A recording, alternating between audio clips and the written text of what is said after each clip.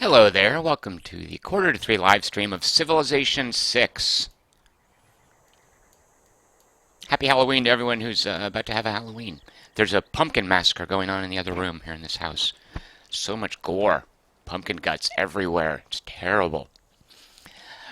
So we're taking a break from pumpkin guts to look at some Civilization 6. This is the mid to late game.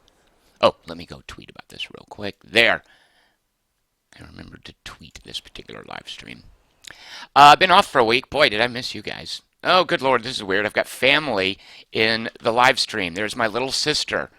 I'm going to have to be on my best behavior. There will be no cussing, no locker room talk. Oh, Rocket Monkey says, wow, this is Civ 6. This is Civ 6, but so is this. This is probably what you guys are used to in terms of the screenshots and what it looks like. Good Lord, yeah, look at that giant trade caravan. I confess for a couple of reasons, so here's how far you can zoom out. I just want to show you guys something. Notice Damascus up here. Here's Cairo. This is as far as you can see on the ocean. When you then go to the top-down view, look how much more you get. Before, the view was cut off right here. I've been using this top-down view a lot. I think it's cleaner. I think that it's easier to see things like, oh, units are dimmed out, though. It's just easier. This, to me, has so much visual... I don't want to call it noise because it's pretty, but visual clutter? I don't know. I mean, I guess I can look at that. Like, the difference between part of this game when you're developing your city is your districts. And different kinds of districts are very different. So, for instance, this, oh, good Lord, I don't even know. Like, if I look at Aleppo, what different districts I have? I'm used to looking at this. There's the armory. I can't even tell. There's the university. Actually, is that a madrasa? Yeah, the Arabian University is a madrasa. Here's a holy site because there's a mosque. This is, what is this again? Oh, this is a quarry. Now, when I go to this view, I guess you get used to it just like you would anything else. Oh, you know something else in this view? So, shrine, mosque, if that stupid trader wasn't in the way. University, yeah, because districts have different buildings put in them, and I guess maybe that's what's going on with this view, is you get used to what the little buildings look like. Huh, alright, well, at any rate, I'm kind of attached to this. I hope you guys don't mind if I play like this. Chris Marketson wants to know if my little sister, who's there in the chat channel, I don't know if she's still there or dropped by to say hello, but hello, Nancy. Yeah, when I was a kid and we used to go swimming at Lake Hamilton in Hot Springs, Arkansas, I'd seen Jaws and was super scared there were sharks in there, so I wouldn't go swimming unless she would get in the water first. And bless her heart, she was always willing to do it. Big Herb, so just a quick reminder, it is Monday, which means 2 days from now is Wednesday, and Wednesday is Request Wednesday. If you have any games you would like to see streamed on Request Wednesday, at 7 p.m. in about an hour, we'll be drawing a name from a hat, a virtual internet hat, to determine what I'll be streaming on Wednesday. If you have anything you'd like me to see, anything you'd like to see me play, just type into the chat channel, I vote for, and then I'll put that name on the list. I think I would also do that with swimming pools, because sharks can get in swimming pools, right? You want someone else to go in first. So the thing about like escaping from a bear is you don't have to be the fastest, you just have to not be the slowest. Avoiding getting eaten by a shark, you don't have to not go in the water, you just have to not be the first one in the water. Rocket Monkey's voting for Shadows of Mordor. Guess I need to get a piece of paper here. So I've spent a fair bit of the weekend playing a lot of Civilization 6. I have here, there's still a few pages left, almost a full legal pad full of notes and questions. There's a lot of detail in this Civ. Civ 5 was in various ways dumb right from the get-go. This is not the case with Sim 6. So let's see, Rocket Monkey, Shadows of Mordor. Over, of, I think of in the plural, right? No, it's just one shadow. Shadow over, whatever. I'm just going to put Shadows Mordor. We'll figure it out. Chris Hornbossel votes for Adam Zombie Smasher. A-Z-S. There. So I know that oh, JC Lebedev, that can't be a thing, JC Lebedev. JC Lebedev. Putin strikes. Is it Putin or Putin, like Rasputin? Or is it Putin like a euphemism for flatulence? I'm never sure. Uh, Putin strikes the coming war for Eastern Europe. You made all of that up, JC Lebedev. I don't believe any of those are things. The coming war for Europe. All right, I've got that down. Carlton Bauheimer. Computer solitaire. I'm not sure what that is. Carlton Bauheimer. Computer solitaire. Got that down.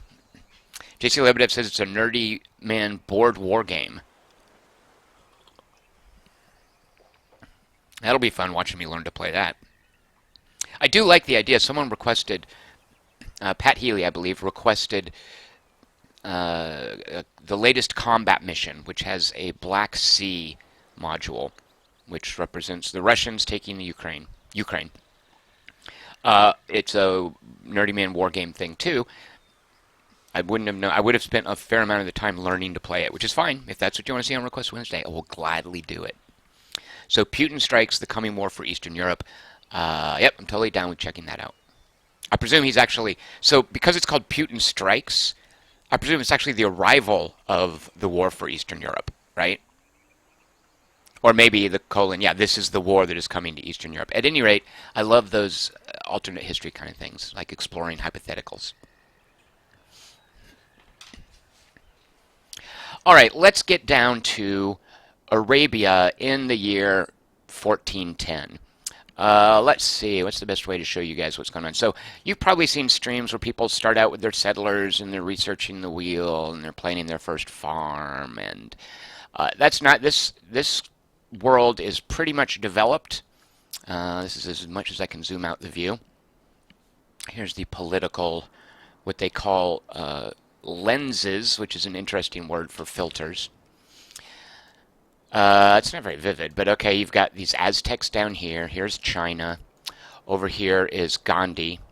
It's India. There's some is this all? Yeah, okay, here is Cleopatra. I wish there was a way to toggle on and off units. Because look at this. Look at Vilnius, a city-state here. Good Lord, that's crowded. And this is what happens when you do 1 unit per tile. They just can't let go of that decision there. There was my little sister. Good night, little sister.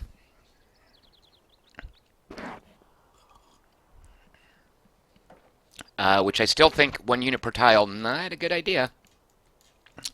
They learned a lot of lessons from Civ 5, but not this idea that 1 unit per tile really messes up a lot of what they're trying to do. Got Amsterdam tucked safely back here. Poor little Stockholm. If you're a city-state, the last person you want to be near is the Aztecs. But so far they have not moved on Stockholm. So I've got 4 cities. What does Civilization 6 do to prevent city spamming, which is just this idea of expanding crazily? In Civ 5 and Civ 4, there were definite checks against that they would, like, I forget, it was maintenance costs. In Civ 4, it was corruption. Here, they don't do much. Well, they do a couple of things. Here is the viability of settling different cities. And you will note green patches are where you can pretty much fit a city and have it grow in any meaningful sense. There's not a lot of room left. And I love how they tie it to fresh water. Rivers give you the best return as far as a place to grow a city. And coastlines, not so great, but it'll do. And you can change that. So that's one of the things that prevents city spam is room. You run out of suitable spaces. Chris Markinson wants to know if the AI is able to play the game. I'm not sure, Markinson. So far, it's not. I see it do a lot of dumb shuffling. Like you'll see when I end a turn, this stuff is all just going to go and just randomly shuffle around and scooch around. It still does a lot of that. Because again, that's one unit per tile. That's what's going to happen. I have noticed on the default level when I watched my friend playing, this is only really my first game, he lost cities on the default level. Like it knew enough to keep throwing units at a city it wanted to capture, rather than just dribbling in 1 or 2 and then walking away.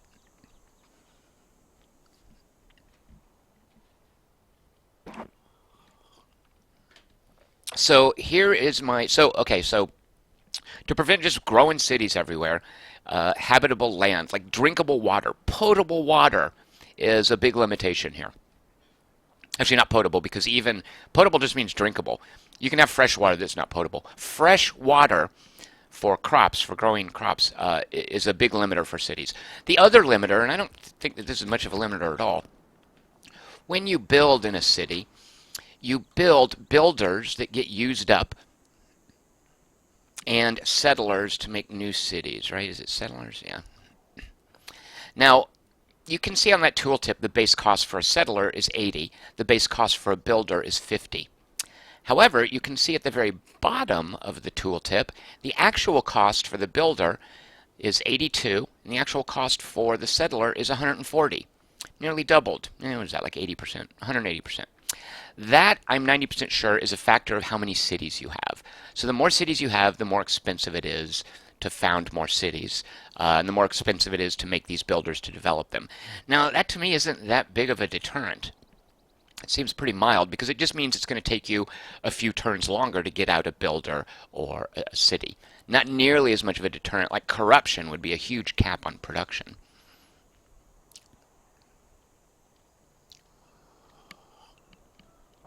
Diplomacy in Civ 5 was a big old black box. It was really no telling what was going on there. It was just like random, like declaring war and silliness. And here, to their credit, the diplomacy. Here's China. China does not like me.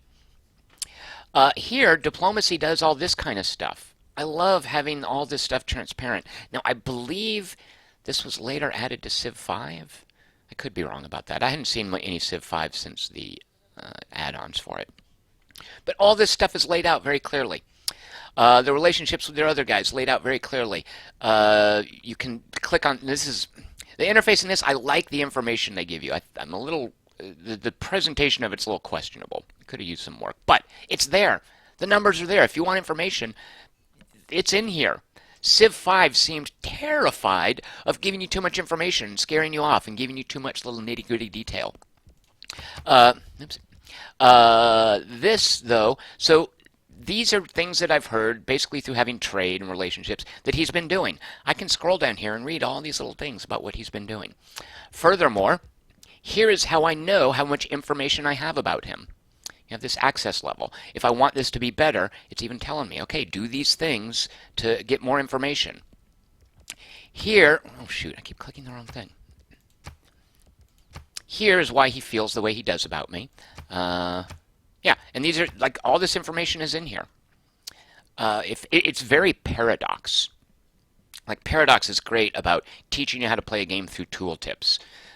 That's very much what's going on here. I feel like the guys who made Civ 6 have played a lot of Europa Universalis.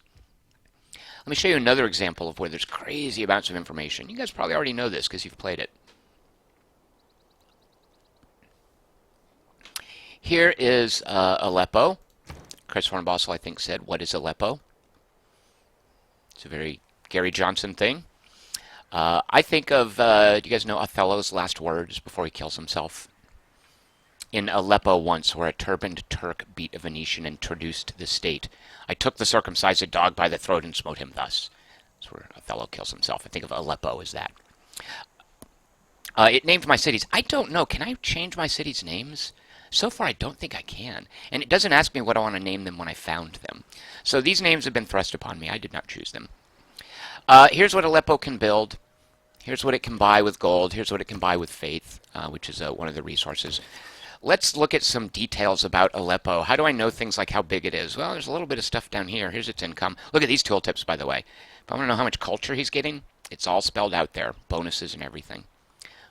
But if I really want information, look here on the left of the screen. Oh my god, I love all this. Look at all of that. Civ 5 would never do that. This is Civ 4 level of detail. It's insane. I love it. Religion. So if there was a complaint about how diplomacy in Civ 5 was under the hood, was a little too black box, boy, religion in here is a mess. So that's what we're going to mess with because I am playing Arabia. They have founded a religion, and I'm going basically for a religion victory. Pat Bateman says you can't rename cities, but it's being patched. That's odd. Black Isis wants to know on diplomacy, how can you tell what they think of other civs? Very good question, Black Isis, because I believe that was an issue in Civ 5, right? Like you never got a sense of who likes whom. Here, the little happy face. He's unfriendly with the Aztecs. I guess you kind of have to know what. Oh yeah, so there's Philip. He's at war with Spain. He has denounced Gilgamesh. He's denounced Gandhi. That's terrible. Unfriendly with, who is that? Brazilians. And has denounced Cleopatra. But, wait, what is that happy? Unfriendly. Oh, okay. The red face is denounced. That little sort of meh happy face just means unfriendly. So that's how you can tell their relationships with other people. I wonder if I were to make a deal, can I tell them to go to war with someone else? I guess I can't because I don't have that level of a relationship with them. Actually, so my buddy here is Gilgamesh. Let's see if I could tell Gilgamesh to go to war with someone. Make a deal. Joint war. Set details. Let's say we wanted to beat up on China, because China is going to be, just like in the real world, China is going to be an issue coming up. Uh, all right, so if I want both of us to declare war on China, I've set that up. Let's see what he, and I love this, rather than me having to guess, okay, I'll give you this, I'll give you this much gold, I'll do that. I can just do that, and I love this, and it tells, oh, well, yeah, he's not going to do that. He will not go to war with China. Now I could say, okay, well, why? I can look here and see how he feels about China. He has denounced China. I don't know why he won't go to war. But all of this, but Black Isis, that information is in there. Black Isis wants to know if there's any way to get deeper reasons why he is not willing to, why he feels the way he does about other races. Let's look here. I don't know if my access level. So I see his city-states influenced, civics he's completed. I'll get to that in a minute. Technologies he's researched, settlers he's trained.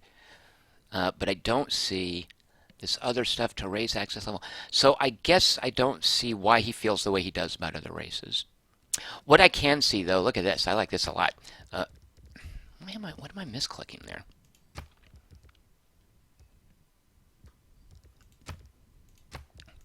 Okay, what I can see, these aren't clickable, that's what I'm doing. What I can see, his agendas, and I don't know if these are randomized in each game. I hope they are, because his agendas give you little tips about what he does and doesn't like, and what he is doing or not doing. And when the game starts, these are secret.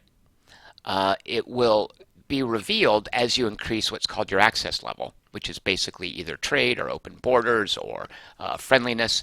You learn more about him. So for instance, look at this. And I don't know if this is a little joke or if it's just the randomness that came out. Here's Gandhi. We all know Gandhi, a renowned pacifist, right? It's always funny, haha, when Gandhi uses nukes in Civilization 4. Look at his agenda.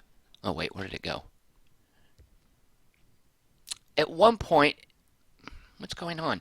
Did this change? At one point it said nuke happy. Why do I not know that anymore?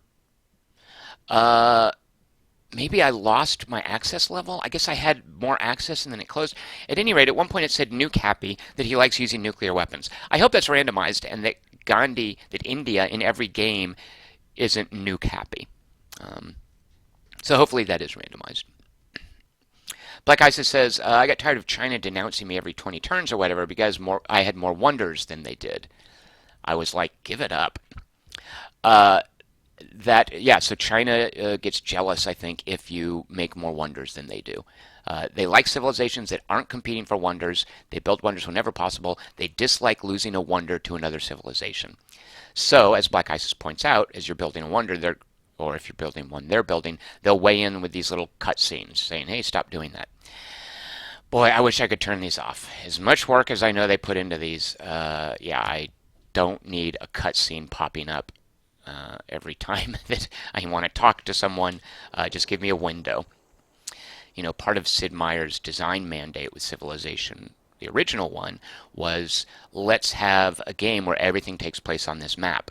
You know, resource collection, battles, when a unit moves on another unit, rather than breaking out into tactical battle and taking you out of this map, it resolves right there on the battle. Well, somewhere along the line, they decided they wanted to make these big old cartoon people.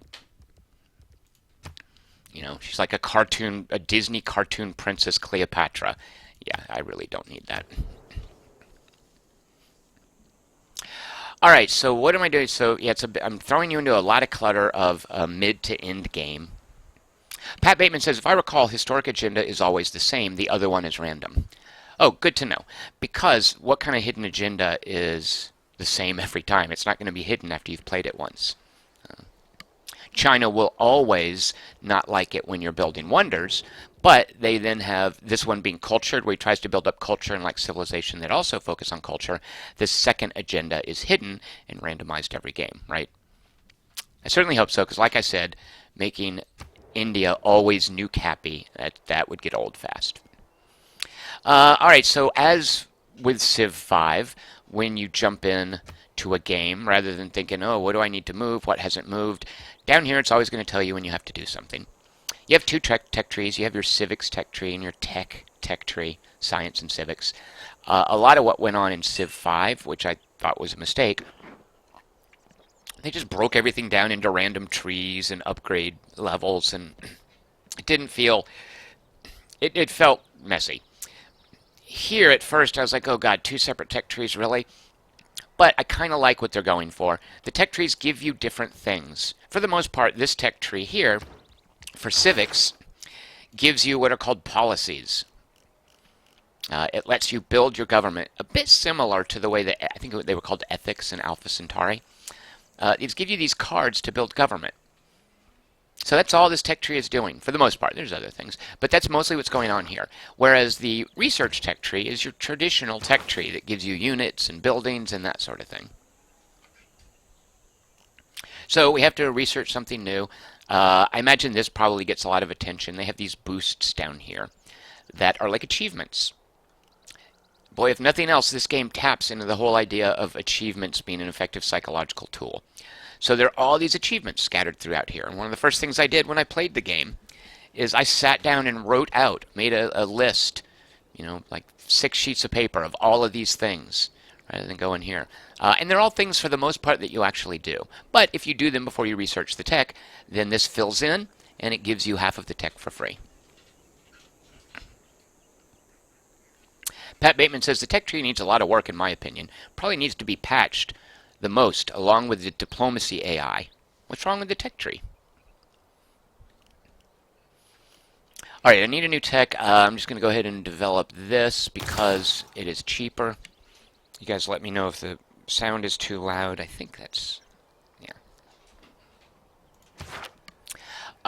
And again, as Civ 5, anytime something needs orders or anytime there's something that needs doing, it just shows up here. And you can hit the return button to move around through all the things that need orders. In this case, just these 2 units. Does this make you guys seasick if I do this? Alright, we have a builder. A new thing with builders is rather than have a unit that just sits around all the time that needs micromanagement, it only has 3 uses. This one only has 1 use left. Let's see, what am I doing with him? I need a quarry up here. Now, one of the minor drawbacks from that is generally builders in Civ 5, Civ 4, you can move somewhere and then give them an action. Here they start out only having 1 action, so you move it and then it comes back to it later and you're like, what was I going to do with that builder? It's not so much an issue here because eventually there's ways to give your builders additional actions. Now, if you've played a test game and haven't fiddled with religion, it's entirely possible to play through a game of Civ and not mess with religion at all. You probably haven't seen what I'm looking at here, and this is the religion lens. Now I have it selected because I have a religious unit selected. If I don't have that selected, wait, go to something else. That goes away. If I want to look at the religion filter, I can just hit the 1 key and it pops up. This definitely needs more hotkeys, but there are hotkeys where it counts. So what this is showing me, let's look at Vilnius, which is a city-state. There are 5 religions in this game, and the population of Vilnius, which is 6 people, 3 of them are Islamic. That's my religion, that's good. 1 of them is Eastern Orthodox, we have 1 Hindu, 1 Taoist, and we don't have anyone following Confucianism. These arrows here, I don't know what they mean. I presume it's maybe changed since last turn, and in this circle is the proportion of people belonging to each religion. Religion is one of the worst documented systems in this game. If I hit F9, which is great, I can go here and I get a great Civilopedia. That's pretty much all you get on religion, this little text right here. You can, of course, look up missionaries, but that's all the information you get. Like, religion really does need some better documentation. So I've been fumbling through playing Arabia as a religious superpower. Was it F8? Here's the religion tree. Here are all the religions in the world, listing the benefits that you get for belonging to that religion. Here's my religion, and you build your own. You make your own bonuses, and so it started out being people who get faith from quarries. They worship rocks. Here's a breakdown of my cities and how religion is spread amongst them. Look at all these people that are Islamic. Yay, go Islam. This is the bonus that particular city is getting. So all this detail, I love this. You don't get this in Civ 5. Oh, I didn't even know you could do this. That makes sense. Yeah, let's see how... okay, if I want to see what the predominant religion is here, I can look at the religion victory screen. Whoa, India! All right, Hinduism is really taking off. 4 civil... I didn't realize this. Yikes, I have my work cut out for me. So 4 civs are converted to Hinduism. Let's take a look at Hinduism. Whoops. What are they getting? Food equal to faith. Okay, yeah, feed the world. Oh, started doing. Yeah, all right. This is what India gets, and this is what people who follow Hinduism get. Good Lord, yeah, all right. A lot of Hindus here. I'm not happy about that. I got my work cut out for me. Pat Bateman says in the tech tree, it's way too easy to tech up, especially with boosts. Also, there are very few prerequisites, so you can, for example, get to computers without ever researching the wheel. That is true. The wheel is a dead end. I mean, there aren't many of those, but things like the wheel and archery are a dead end. Look, you don't need to... Is that true? Get to computers without the wheel? Look at that, yeah. Let's see, so you'll need military science. You will need combustion. You will need... plastic. Is that correct? I don't think you... Nope, you cannot get to... Oh, no, it's composites. Where are computers? Computers, yeah, so computers are up here. Yep, you can get to computers without ever researching the wheel. I'm okay with that. What are you missing out on, though? That means you never will have made a water mill. And you're not building heavy chariots.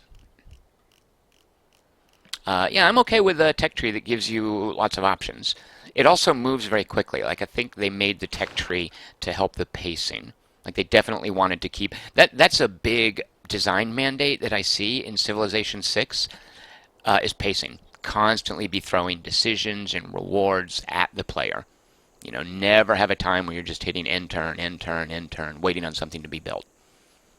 And I say that maybe that's because I am playing a religious game here. There's a lot of like unit shuffling in religion. So this idea that builders get used up, that it's a unit that you build that has 3 uses and then you're done with it, that's a huge part of the religion game. Is I'm making these missionaries, they can spread religion. I think I've got it now where they have 4 times. This guy can spread religion 2 more times and then he's done. All right, so I'm just going to spread religion here in Memphis, and now I've got it on automatic end turn. These are things that traders are telling me are happening in other places. Not traders like Benedict Arnold, but traders like people who trade goods, merchants.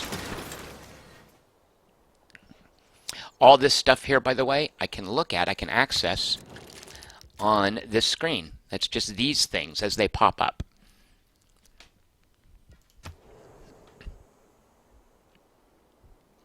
Big Herb says, I don't like that there are no holy cities to capture and you can't take over a religion. If you don't get to start your own religion, it's impossible to win a religious victory. There are only ever 5 religions in a game, if I'm not mistaken. And the way you get religions is through profits. Not profits like quarterlies that you make at a corporation. Profits like people who advocate for God. Is that really the definition of a prophet? I don't know. A prophet is a great person. Here are the great people. I've got the hotkeys set up 5. There aren't any more prophets left. There's only 5 you'll ever get in the game. So if you want a religion, you've got to start cranking out. You've got to do something to encourage some prophet to rise up in your city. Now, what I didn't realize playing as Arabia, their special power, and what if I want to know... So when you start a game, you make a lot of decisions, like what kind of map am I going to build? What difficulty am I going to be on?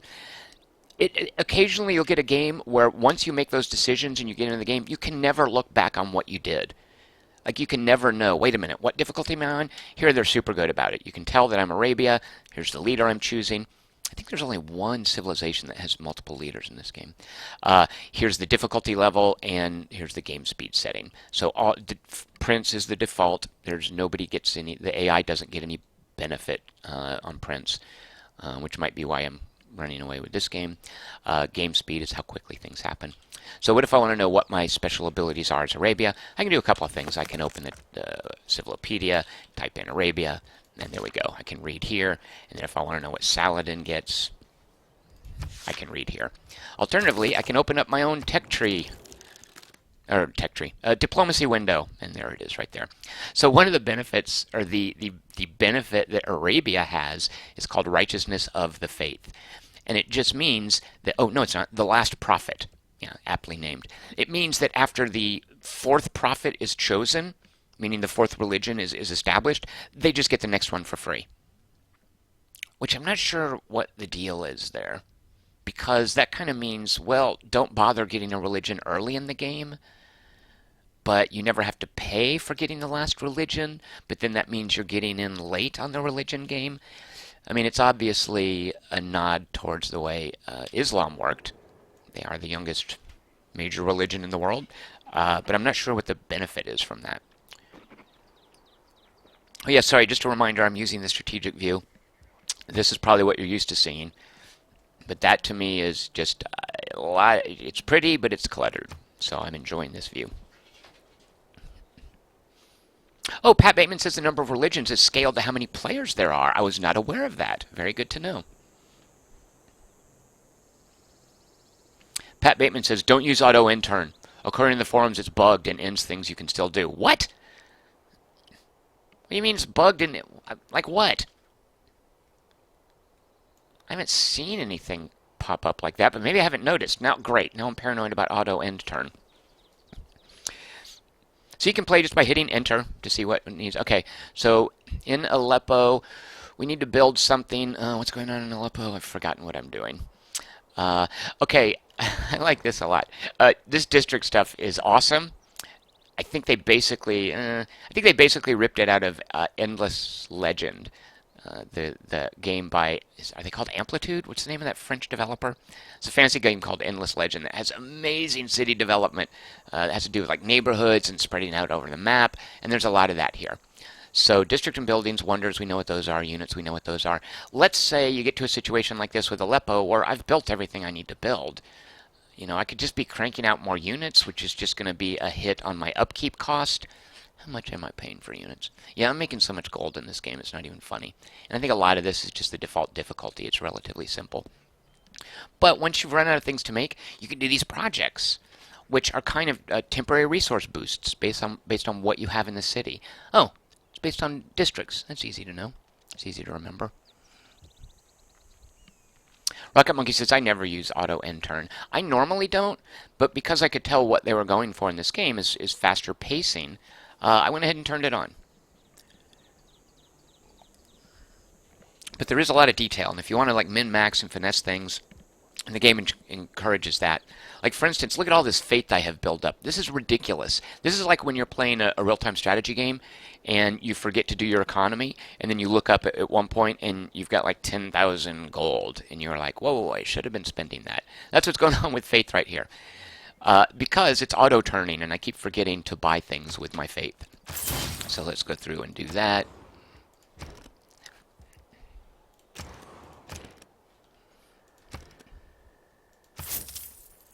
And this is the religion game, by the way, is you're just constantly spitting out religious units.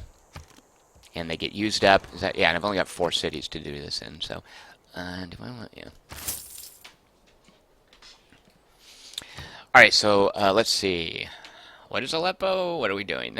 This poor Aleppo is in the U.S. I mean, people should know Aleppo for something other than Gary Johnson being a tool. We've got a military, so military engineers build roads and whatnot. I don't know. We'll just spit out another Mameluke, which is our unique cavalry. All right, so here's a missionary. He has 1 use left. I really wish I could turn these units off. That is such a mess. Let's bring him over here. So I'm just going to right click, hold down the right mouse button, and he will find his way over there. And then I'm done with him until he gets over there and his turn pops up. Here's a missionary trying to convert. What the heck is this? Oh yeah, okay, this is just a city. Is this China or a city-state? This is a city-state. So I'm going to use this missionary up. He is now done. He added 200 points of Islam to Kumasi. Rocket Monkey says faith is a currency. Wow, that's different. Yeah, let's look at some of the resources here. You of course have, if we go into a city, you have culture, which instead of pushing your borders out, although it does that as well, that is your science for the civics tree. You have of course over here science, which is your science for the science tech tree. You have food, which affects city growth. That's pretty straightforward. It fills up a city bucket, and every time it fills up, you get a point of population. Your population is limited not by waste. Like in the previous games, the population would get so big, and then it would start to have a detrimental effect as the city got overcrowded. Here, it slows your growth as you hit what's called a housing limit. So housing, that's also a resource. What if I want to look at my housing? Well, it's one of those things that's not quite under the hood, but it's kind of perched at the edge of the hood. Here is my housing. I have 13 housing for 12 citizens, so because I'm so close to my limit, population growth is slowed 50%. And I can see here, I love these numbers so much, I can see here, what am I getting housing from? I'm getting it from water, a couple from improvements, mainly from buildings. What if I want more housing? Well, this little girl here, and I'm taken to calling her Abby. I don't know who she is, but in the first game that I watched my friend play, the traders that give you reports from other cities when you set up a trade route, they have names. Don't know what that means, but it'll say up here, hey, so-and-so says this about this race. The first game he played, it was Abby was his first trader, and she kept popping up and telling him this, so we naturally assumed Abby was the tutorial girl. I don't think the tutorial girl has a name, but I'm calling her Abby. So what if I want more housing? Abby says right here, I need farms, fishing boats, pastures, plantations, and camps. So Abby is there to answer questions, which I quite like. So if Aleppo needs more housing, I need to expand out, which you guys know this from Civ, right? Civ 5. I can just buy more hexes if I don't want to wait for the natural borders to grow with culture. And then I can develop those hexes with these things to make more housing.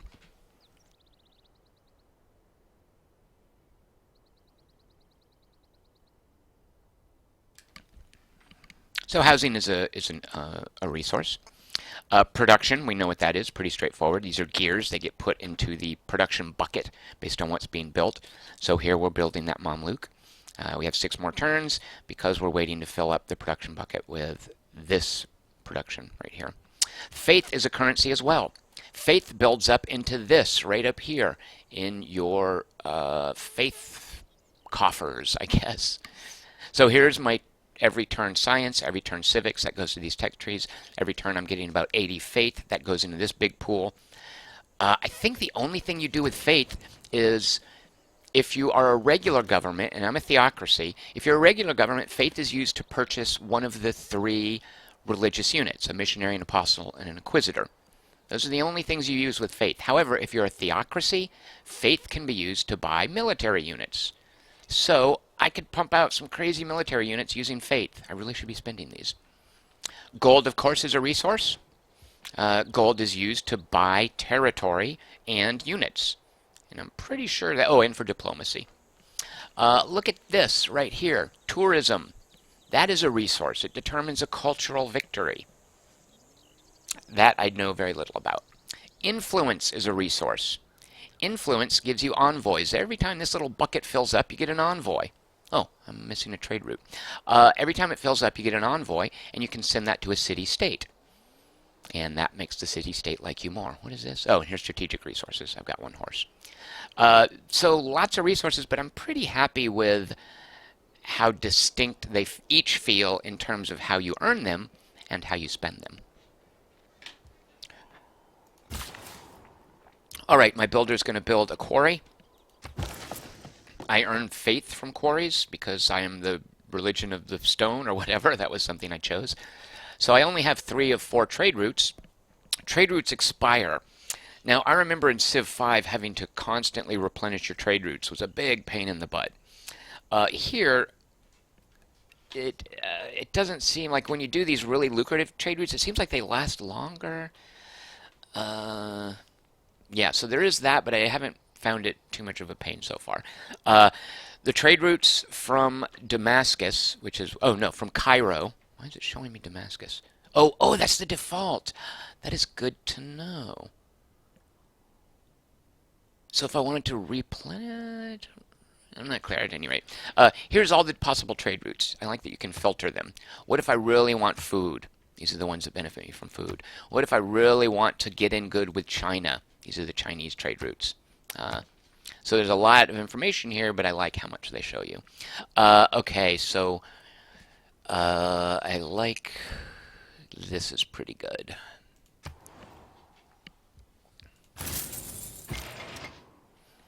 What do we have here? Military engineer. So building roads in the early game is strictly a factor of your trade routes. If I have two cities set up and I really want a road built up between them, that's not up to me. That's up to commerce. Wherever I send a trade route, a road gets built. So if I really want roads built, I need to set up a trade route between these two cities. If I'm setting up a trade route to another civilization or a city-state, that's where the road gets built. Later on, fairly late in the, I would say, early mid-game or late early game, you can build these military engineers, and they can build roads. Let's see, where do I want road? I mean, now I've got crazy road networks, so I don't feel... oh, okay, right. We're getting a road from Aleppo to Damascus. Hey, the road to Damascus. How's that for a biblical reference? Chris Markinson says, aren't city-states just like they were in Civ 5? Pretty much, but remember that achievement thing that they do with the tech tree? Like here are achievements. I want to build 2 banks because it's going to pay for half of the economics tech. I want to build 2 neighborhoods to pay for sanitation, half of it. You know, I will get cheaper ballistics if I build 2 forts in my territory. The city-states feed into that same achievement system in that these envoys here, which I now have 1 to spend, you can get them by doing quests, which are like achievements. So here's an achievement. Send a trade route to, what is it, Mohenjo-Daro? I've never even heard of that place. And it's a quest, and they'll give me an envoy. So all of these city-states offer you quests, which are like little achievements. Recruit a great admiral. Lisbon likes that. Furthermore, if you hit a certain threshold of envoys, you get a special bonus, a unique bonus based on not what type of city-state they are, because as you're building up envoys, they're giving you either culture or science or, what does this one give you? Oh, production. But when you hit a certain threshold where you're their favorite civilization, you get a special bonus. So Vilnius earns me, Vilnius sucks, a random inspiration, which is those boosts to tech whenever I enter a new era. It's actually a terribly lame one. Vilnius is that Lithuania? I think so. Jakarta gives me trading post. Oh, I like this. Trading posts in foreign cities give you extra gold to your trade routes. So actually, no, I don't. Trading posts are something I don't have yet. Okay, here we go. Sorry to do this to you guys, but it's my learning game. Trading posts. What are trading posts? They extend your trade network and make it more lucrative. Not only do they let you reach further destinations, grammatically incorrect, that should be farther destinations, they also provide bonus yields to any of your trade routes that pass through them. Okay? When a player owns a trading post in a city, regardless of who owns the city, the player's trade routes can refuel their movement range. What? Interesting. How do I build those? Trading posts are placed at a city once a trade route to or from that city successfully completes, and the trading post belongs to the... I'm not clear on how that works. Huh, alright.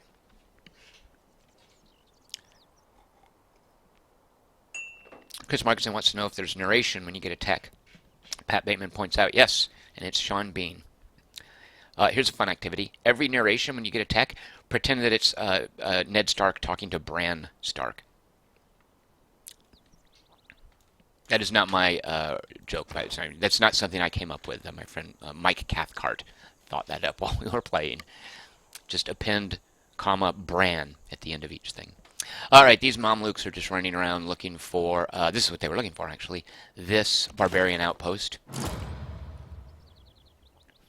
My trader, Abid al-Bari, overheard that China has thanked India for cooperating with the agenda culture. A recent news article revealed that Egypt has denounced the evil deeds of India. Denunciation is a diplomatic action that lets you wage war. Also, something that makes me think these guys have been playing Europa Universalis. You have what's called a warmonger stat. Now, that's under the hood as far as I know. I don't think you can see your warmonger stat. But it's like Bad Boy in the Paradox games. All right, this is a missionary that we will send to... where do we want... how about down here? Let's get China. Should we be pushing India more? All right, well, I'm just going to hold down the right mouse button, and it has to get next to the city center. 9 turns. All right, there we go. Another missionary from Aleppo. Let's also send him down. Another missionary, because remember, we're cranking them out. This is how religion works. Let's send him down to Uruk. Uruk is an orc. Why is it called Uruk?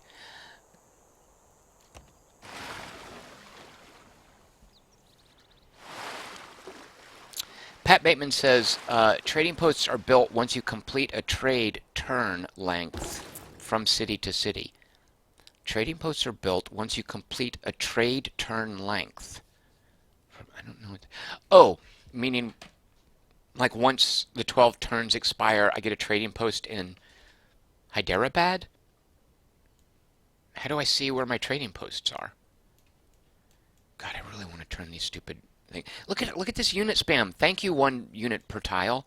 What a mess. He's got so many units, he's having to push them into the ocean. Are trading posts like the green? No, because these are destinations, right? Yeah, I'm still confused about trading posts. All right. Oh, looky here. It tells me that, yeah, this is a quest from them. I can get an envoy with them. I like knowing that. All right, but let's see. More important now, we just lost somewhere. Where did I see that? Look at this food deficit in Cairo.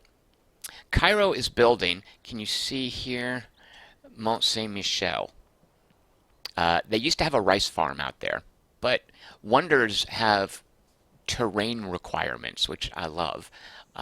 So if I wanted to build Mont Saint-Michel here, the only place I could do it is where I had, I think it has to be on a marsh, where I had a rice farm.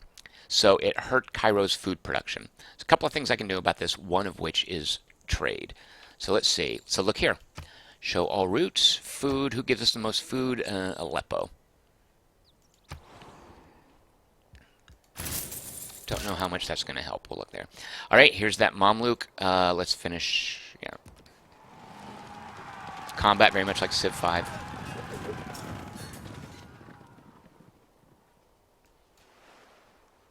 Now that ended the turn, so if I wanted to mess with... What can be labeled, oh, here we go. packaged, mass-produced, is neither truth nor art.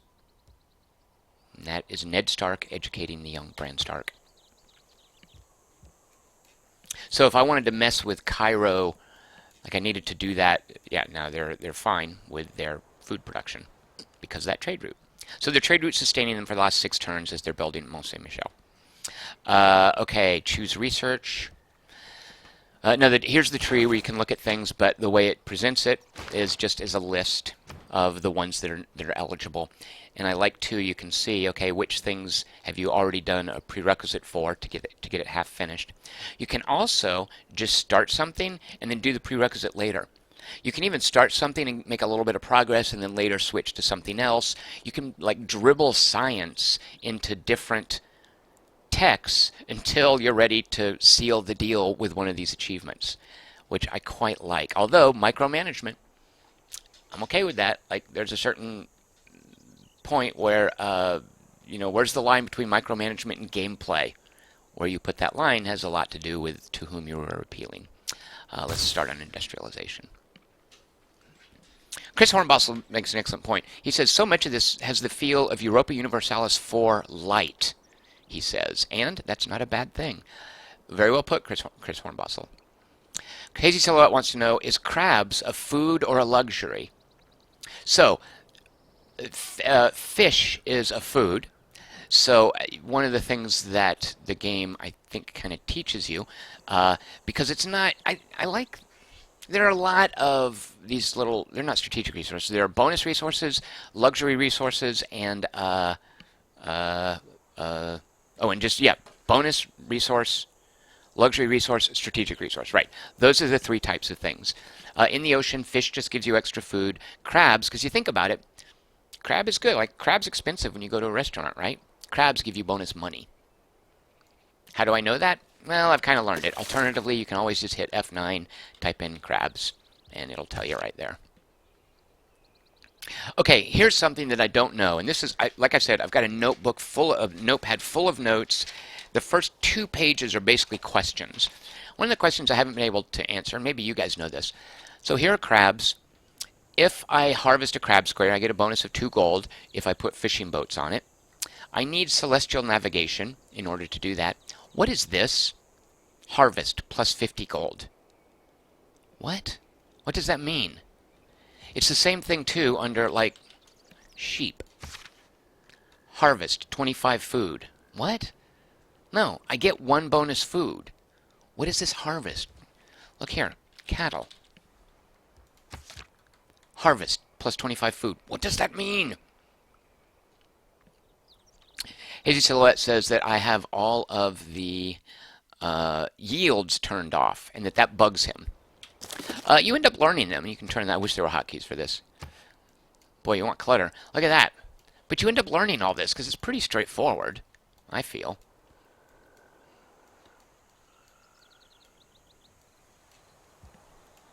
I even for a while was playing like this without these icons for luxuries turned on. Does this bother you guys, the grid? I think it's a bit of a mess. I wish it was more rigid. Like the fact that it's just wiggly little lines. Come on, Firaxis. Oh, I guess that's to make it more pleasing with the terrain. I don't know. Let's see, how does it look when you go to this view? Yeah, see, there the grid is much more rigid. Why can't I get this view of the grid in this strategic view? Oh well. Okay, you can destroy the resource and immediately get the harvest value, Black Isis says, but it destroys the resource. Alright, let's test this. Oh, I guess a builder does that, right? Like a builder would walk here and that's one of the options? Because what if I need these sheep? What if I need the 25 food from these sheep pronto? I want them stat. I guess you have to move a builder there. Alright, there's our Mamluk having taken out a barbarian outpost. Anytime you see barbarians, they're being spawned from an outpost. I think that's a staple of civilization. What was I doing this guy? Let's send this guy just to hang out back in this forest. You cannot queue orders, by the way. I wish you could.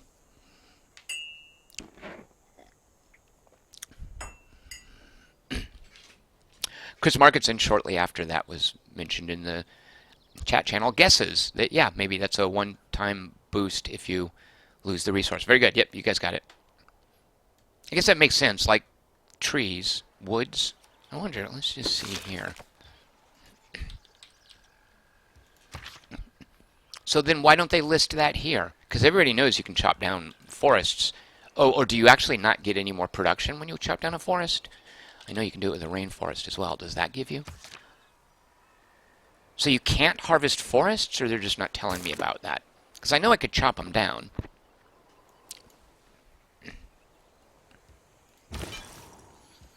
Why did... So here's another huge issue, and I don't know what they're going to do. They've painted themselves into a corner with their silly 1 unit per tile insistence. Let's say I want to get this missionary adjacent to Vilnius, which is something I had to do before. Vilnius was like, hey, your quest for us is convert us to your religion, and it took some doing. It had so many units, I literally, like it was literally surrounded with units. If I was playing this game multiplayer, I would just park a unit around any city I didn't want converted, and then no missionary can walk up to it. And as far as I know, there's no way around that. So I had to park here, and it would randomly shuffle. Like when it's its turn, it's just like it's just moving units everywhere for no good reason. Like, look, why does it have these catapults out at sea? Are they actually going? Are they fighting? Hey, is this a war?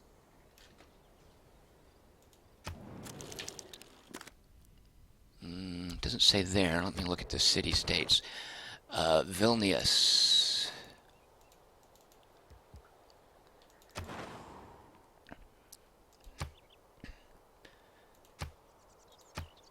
How can I tell if they're at war with China? Because if that's what's going on, I'm kind of impressed. Here's their... Am I missing this somewhere?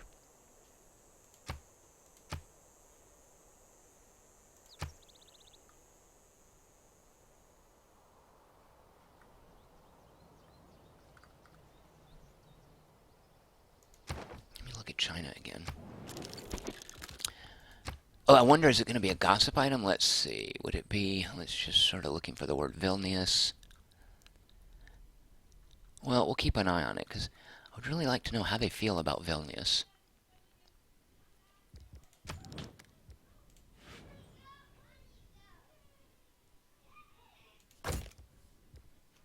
Like, I can't tell them, hey, stop attacking Vilnius. I wonder if that... Huh, at any rate. Pat Bateman says, yeah, that's why religion is a bit broken. Just wait until an AI or ally floods your land with units missionaries and you can't move in your own territory. Oh, jeez. Yeah. Hey, Silhouette wants to know if you can embed religious units with the military like you can settlers or great generals. I don't think you can. Although, that would be an interesting solution, right? Like, you've got to fight your way up to the borders. Actually, not much of a solution, more of a kludge. But let's try that. Let's see if... okay, well, here's a military engineer. We're going to finish the road there. Okay, well, not this one, but let's get this guy. Where was he going? So I think he stopped because... Why did he stop? I think I was just moving him one turn at a time. All right, let's move him over to Uruk, named after the orc. Rocket Monkey wants to know if there's still a railroad. Pat Bateman says no railroad or trains. What? That is sad. Alright, there's a little piece. These are wonders that are created. Look at this. I like this. Like it lets you, yeah, it lets you move amongst the different. Like there are 3 wonders completed this turn. And here, can you guys see? There's like little, I can move amongst the different announcements and go look at where they were completed. Wait, can't I? Well, oops, I'm right-clicking to get rid of the message. Wait, go to the Colosseum. Where is he? What if I wanted to know where the Colosseum is? Click. Left click. No. If I right-click, it's going to go. I right-click that? No. Huh. Oh, well. Whatever.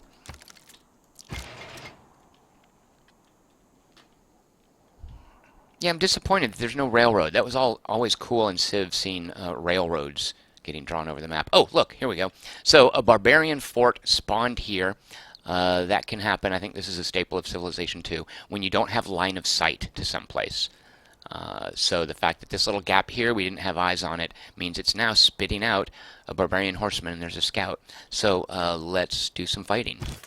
Here's my Arabian pikeman with a Boudica, the general, attached to it. Pikeman, start moving over there. And I want to wake some of these guys up. There's a Malmuk. And what else do we have over here? Oh, here's something that I stumbled across. I've got all these military units. Like, look, here is a catapult. What if I'm like, where's my catapult? I know I had one. Am I supposed to look around and squint until I see this faded out sleeping catapult thing? That's one way to do it. But see this here? The little name military engineer? There is no way you would know this. If I click on this, look, an alphabetical list of my units. I go to catapult, I click there, I just woke up my catapult. I go through this list of units, where are my 2 Malmuks? Look, or even just to look at what I've got. Look, where are my missionaries? Super helpful. And I don't know why. Yeah, there's no indication that this is a menu. So I don't know what they're thinking, but super helpful. Pat Bateman says it's very sad because railroads are important in past Civ games and they're historically relevant, but they're not here. Yeah. Rocket Monkey says the strategic view is blowing my mind. It looks like I'm playing a completely different game than the Civ 6 in the trailers. Yeah. Oh shoot, it's time for Request Wednesday. If you guys have any votes for Request Wednesday, we currently have 6. So now's the time. You have a 1 in 7 chance if you throw down the name of a game you'd like to see me stream on Wednesday. Hazy Silhouette says regarding railroads, DLC. Chris Markinson wants to know if cities have a natural defense or you have to place a unit in the city to stop an enemy from capturing it. Yes, this little number here is the defense, and that you begin a city with a little bit of defense. A garrisoned unit, I think, boosts this number. And once you build walls, the advantage of building walls is then you can attack out at attackers. If you don't have walls, you can't attack out, but you still have inherent defense. So these things are going to come over here, and what they've done in the past is they'll pillage my improvements. They're not going to capture the city, there's no chance, but they will walk over here and trash this, which means I need a builder to go repair it. So we want to avoid that. All right, let's see. Where do we? This guy has 1 use left. Let's just connect this road down here. This Malmuk can come up here. Here's our missionary spreading faith to Auric. 200 additional Islams. Chris Markinson votes for Vietnam 65, which is a terraforming game, believe it or not. Oh, whoops. This is not the list of requests. Where did my request list go? Here we go. Chris Markinson for Vietnam 65. Watcher votes for Tempest. Tempest? Isn't it that arcade game where you turn the knob and you're shooting down a sewer pipe at a bunch of vector graphics shapes that are attacking you? What is Tempest? Ridiculous votes for Age of Wonders, Eternal Lords. Why would anyone play that instead of Civ? Age of Wonders. Is that the same as Age of Wonders 3? Wasn't aware that it was called Eternal Lords. Any other votes? Get those in. We're about to flip. After this turn, I'm going to go over to my desktop. We'll go to Random Number Generator. Pick a name out of the hat. All right, let's throw some more Islam. Now, you'll note I threw 200 points of Islam at Uruk.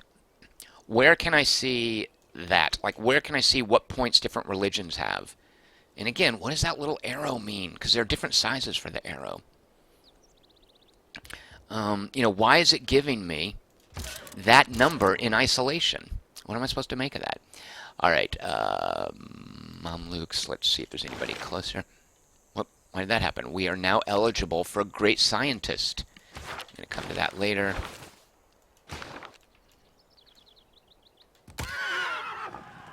I have combat animations turned off. Actually, I don't even think you get combat animations unless you're in this view. Okay, we just discovered Charles Darwin.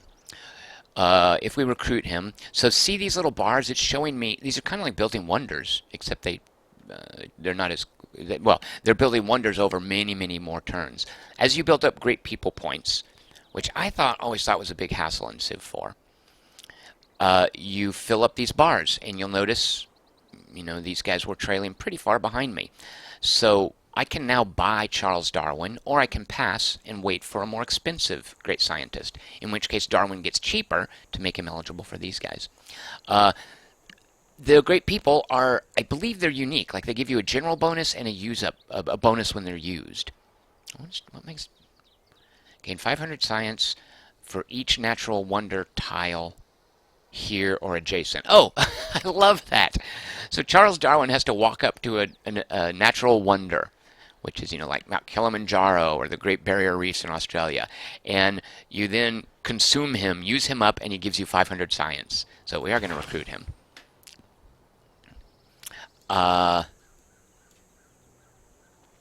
Tarnop votes for Shenzhen IO. Tarnop. Shenzhen input output. Actually, that is what IO, isn't it? Let's send an envoy. Yeah, Yeah, let's finish up Amsterdam to get our third little level money bonus. These guys, by the way, have kept us pretty much in the black financially. Like I've been constantly raking in lots of money in this game, and I suspect part of it has to do with getting these income bonuses from city states. Wait a minute, why am I not the boss of Amsterdam? Brazil's got 6 people there as well. All right, once we get another envoy, which we're getting 2 points a turn, so, wait, oh no, 7 points a turn. So in a few turns, let's see, what is 150 divided by 7? Like 20, right? In about 20 turns, we can send another envoy. Or we could do their quest. I don't think Amsterdam has a quest for us, though, do they? No, they don't, because they would have a little exclamation point there. Pat Bateman votes for Sins of a Solar Empire. I have a game ongoing there. Sins of ASE. Bangerang wrote the words Battle Brothers. I'm not sure if that's a vote or... I'm assuming that's a vote. Bangerang, to vote correctly, Bangerang 2003, that's the equivalent of a dangling Chad. You have to say, I vote for. So I know it's a vote and not an answer to a question upstream. So Bangerang, let me know if that is a vote. All right, let's go vote. Let's finish these guys' orders. Oh, there's Charles Darwin. So does he do nothing unless I move him? I guess... Yeah, I guess I have to move him. Let's actually check this. Charles Darwin. Activated effect. Yeah, so he does nothing unless I walk him up to a natural wonder. So, conveniently, look. Kilimanjaro. Oh, I love this, too. The hexes where he has an effect, they light up. White, like that. So watch, he just walks next door to Mount Kilimanjaro. Os seus melhores engenheiros e arquitetos seriam mais felizes em lugar onde pudessem I really don't like these. I wish I could turn these stupid things off. And we're going to use up Charles Darwin. Watch that. Okay, wait, what is it going to do with all the science? Where do we want to dump the science? Let's put it somewhere else. What's the most expensive thing we have going? Ballistic scientific theory. Oxford University. Let's put it there. Because I don't plan on building forts anytime soon.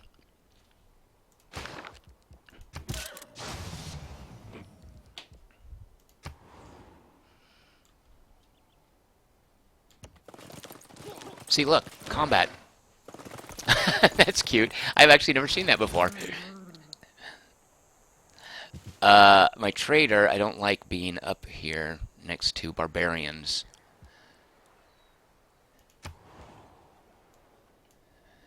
Do I even need to bother bringing my pikeman in? He's so slow. Yeah, I'm not even going to bother. Whoops.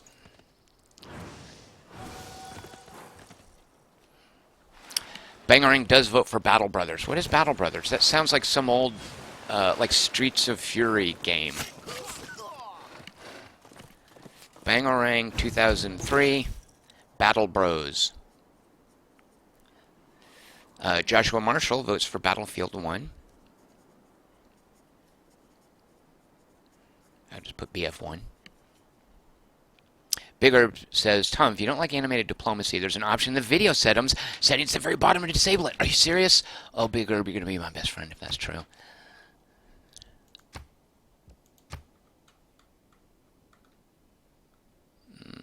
Animated leaders. Oh, Big Herb, you are my best friend of all time. Oh my gosh, Big Herb, really? And then what happens if I do that? Well, they're still there. I guess that just means they're not going to interrupt me? But I still want the diplomacy messages.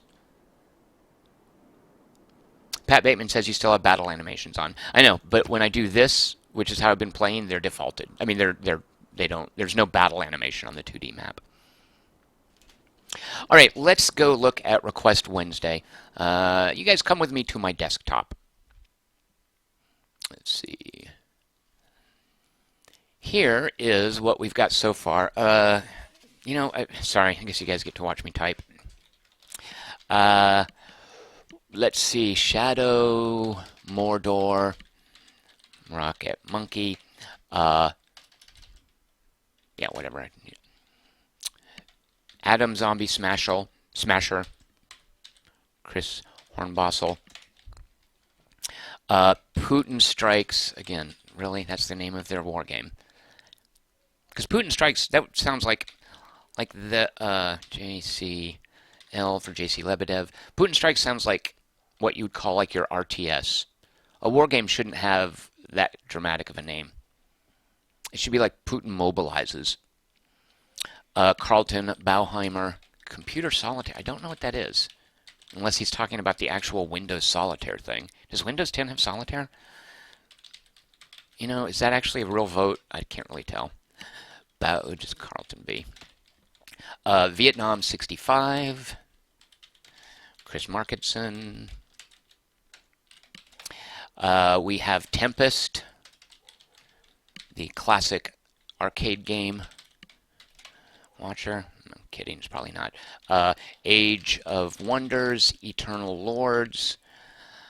Ridiculous. Votes for that. Shenzhen IO. Isn't that like a programming puzzle game? In which case, boy, that's right up my alley. And that is from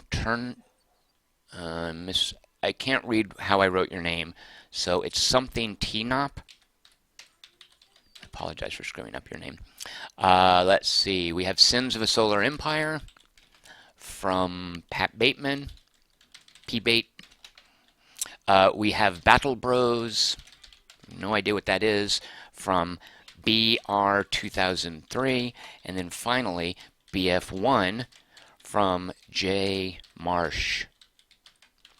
All right, if I missed anything out, if I missed any votes you want in here, let me know. Let's see. Oh, Hazy Silhouette. Thank you so much for reminding me. I remember you saying that, and I forgot when. I guess I just didn't write that down. Costume Quest 2. And that is from Hazy S.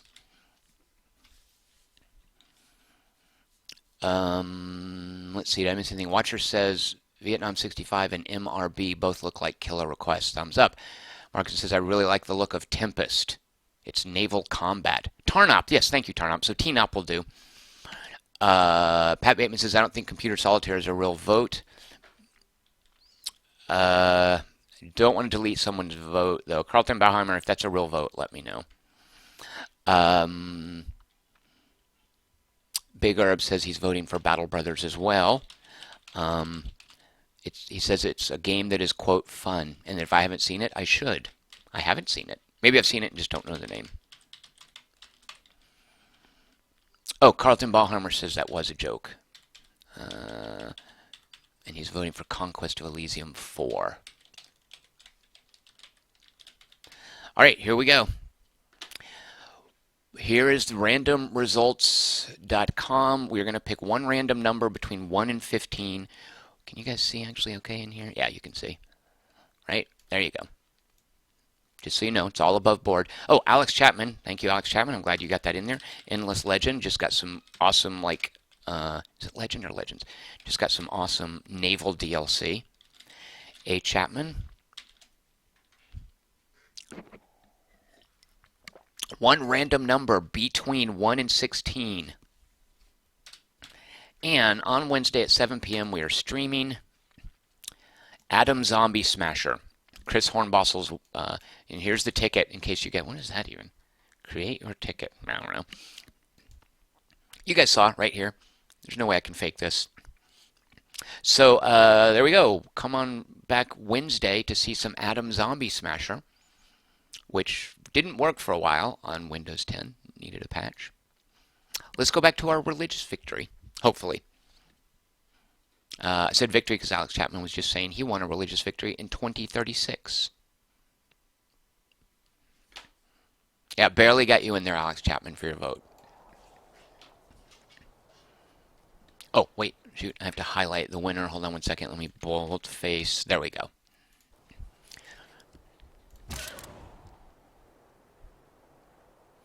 Big Herb says Battle Bros fits the Halloween theme once you get far enough.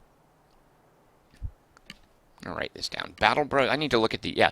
When you guys vote for things I don't know what they are, I keep meaning to look them up. All right, so I'm going to look into that Battle Bros thing.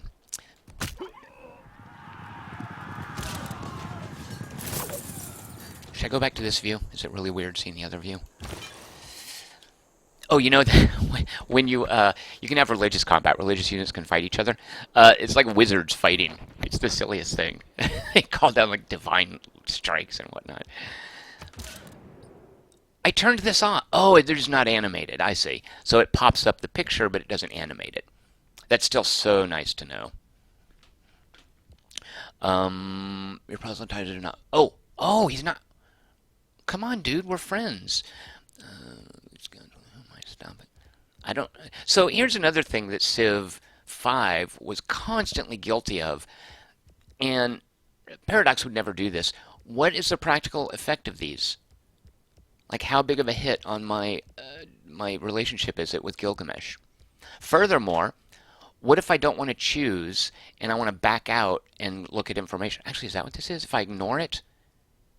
No, because ignoring it is a kind of response, isn't it? What if I want to back out and look at like how relatively strong he is to me? Like, I hate this being forced into an important decision and having all information taken away from you when you make that decision.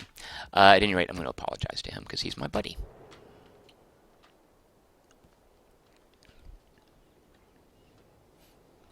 Let's actually look then and see our relationship. We established a resident embassy, right? Good trade relations. We converted their religious city. We see they're not happy about that. Declared them a friend. We have different governments. Friendly meeting. Open borders. He declared friends. They're pleased with our lack of wonders. Why is that? Ally of Enkidu. Gilgamesh likes civilizations who are willing to form long-term alliances. They don't like anyone denouncing or attacking their friends and allies. All right. And wonder obsessed. He likes civilizations not competing for wonders. He builds them whenever possible. Dislikes losing one to another civilization. So basically the same thing as China.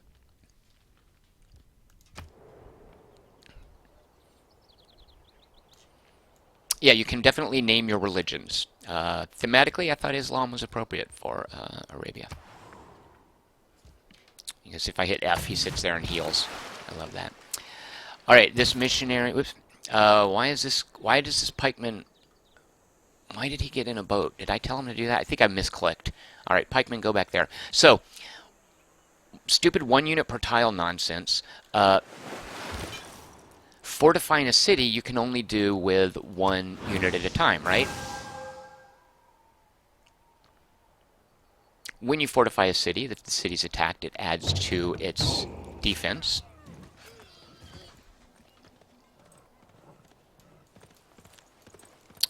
I have a vested interest. We shall not cease from exploration, and the end of all our exploring will be to arrive where we started and know the place for the first time. Yeah, just imagine Ned Stark taking a knee and putting his hand on Bran's shoulder and saying that to him. So I have a vested interest in making sure that I have a dude in each city, that I have someone garrisoned. Now that's not an overarching gameplay mechanic. There's no inherent value to garrisoning someone in a city. But their whole government system, which I'm pretty sure I like, with these cards. These are all these cards I've collected through the civics tech tree. And your type of government determines how many of what different cards you can have slotted. So I have room for only a certain number of cards, but one of them I've taken is I get an amenity, which is their new term for happiness. I don't know why they wanted to change the word. For any city with a garrisoned unit. So because my military policies, I can have 2 of them, are retainers and conscription, it behooves me to have someone garrisoned. You can... Wildcard policies. Can I put one of these in a while? I did not know that. Oh... That is awesome. So yeah, because there's no purple, I assumed, yeah, okay, purple goes down there. But it's called, I just realized it's called wildcard because anything can go down there. There's a wonder that gives you an additional wildcard policy too. So alright, what's to prevent me from willy-nilly flipping these around? Willy-nilly just slotting things in here, min-maxing. What's to prevent that? Well, whoa, whoa, whoa, whoa, whoa, whoa, whoa, whoa. I want to back out of here. I didn't mean to make changes. Shoot, I opened this at the wrong time. Whenever you learn a new civics tech, you know, it's not even a tech, it's a civic, you can freely change these around. If you do it when you haven't just learned a new civics tech, which is going to be depending on how you're doing, 10, 15 turns. If you do it when you don't have a new civics tech, you have to pay a financial penalty. What's to prevent you, too, from swapping out governments willy-nilly? Like, what if I want to, when I go to war, I want to switch to a monarchy? Well, you'll notice they have different bonuses. But you get a legacy bonus, which encourages you. It's pretty minor. But the longer you adhere to a government, the more these little bonuses build up. So I'm getting an 8% bonus to people points. Yeah, because I've been a theocracy for so long. And I'm building up discounts on faith purchases, 2%. It's minor, but it's something. So, all right, what policy did I put down here? So many. All right, so we're going for religious war. This is a new thing we got. Native conquest. Combat victories over units from earlier eras provide gold.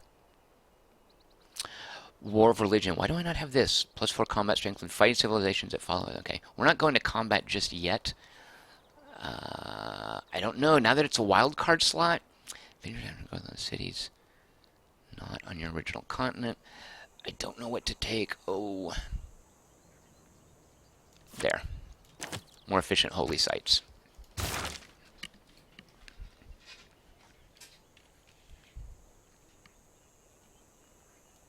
You guys are talking in the chat channel about this uses that Rise of Nations system, where if I want someone to cross this little ocean, this is kind of my own Mediterranean.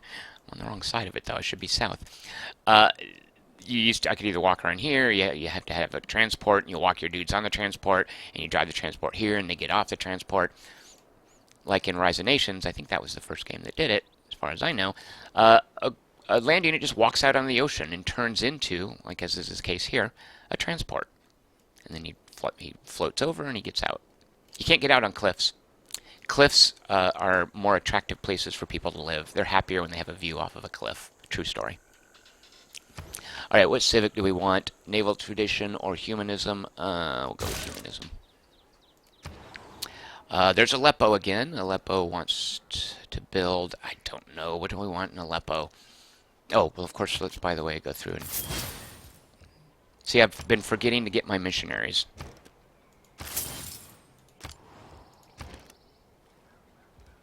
Can't build missionaries here because I don't have what's called a holy district. Wait, Mecca has a holy district, doesn't it? Oh, this view is killing me. Yeah, it does not have a holy district, right? Because that is commercial. That is a harbor. What the heck is that? If I hold the tooltip, it'll tell me a quarry and then farms. Alright, so Mecca, actually, let's go ahead and get...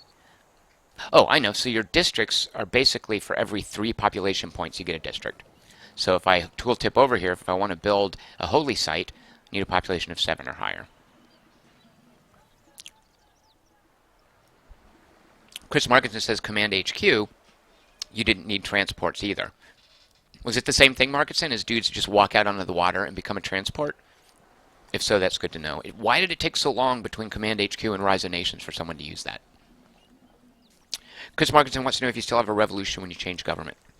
Don't think so. I think what happens...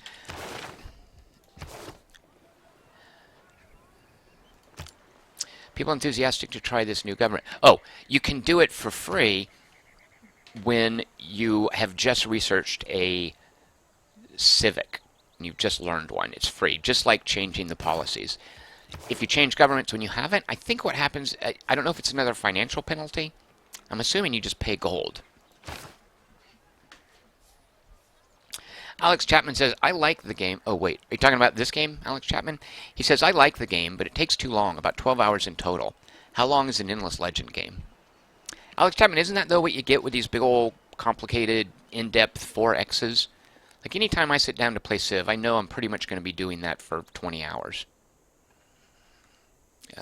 What is a shipyard going to do for us? Naval production bonus. Yeah, we're going to do that. Tom MC says, no missionaries, no apostles. Again, only a city where there's a holy district. Actually, it's called a holy site.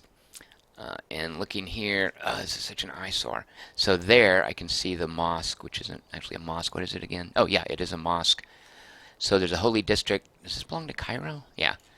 And there's one in Aleppo. Are those the only two with holy districts? What kind of guy has 4 cities and plans to wage a holy war with only 2 holy sites?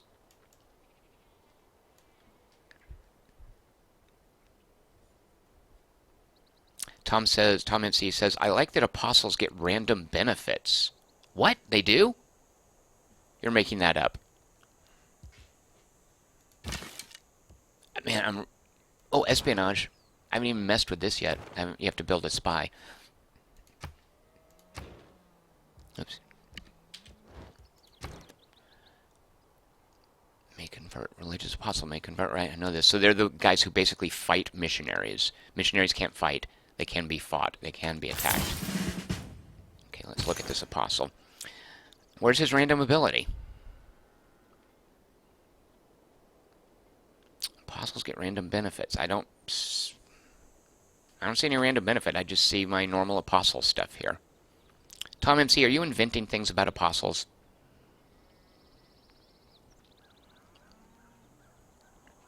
Hazy Silhouette says I'm a heretic for not putting the holy site in Mecca.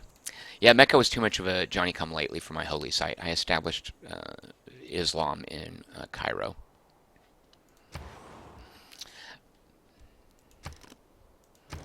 All right, in Aleppo once. Oh, look, we can get a district. Abby wants me to build a commercial hub. I'm really not hurting for gold. What does entertainment complex do? I don't even have an entertainment complex. A district keeps in your city dedicated. Keep your habitable. Okay, so I'm fine with amenities. Theater squares, culture. I don't know. I guess I'll do it in a commercial hub. So here's all this crazy adjacency stuff, and you want to talk about and this crazy micro here, and I love it, by the way. Takes pre-planning, like you can get yourself in weird dead ends where, whoops, I built a wonder on a place that would have been perfect for this district, or whoops, I want to build a wonder, but the only place I can do it is where I have a district. Now you can tear things down, of course, but it does add a sense of city planning beyond a city just being a bucket where you dump in a bunch of buildings. I really like this. This is one of the few things that I would miss, that I would really miss if I went back to Civ 4. All right, so a commercial district, I believe, benefits from being next to a harbor and next to any other district. That's what these arrows are telling me. What? No tooltip? Oh no, there's a tooltip, right. It gets 1 gold from an adjacent district. Which district is it getting that from? Oh, the fact that... Why is it only 1 gold? I'm not sure. And of course I can buy a new place for it. Where do I want...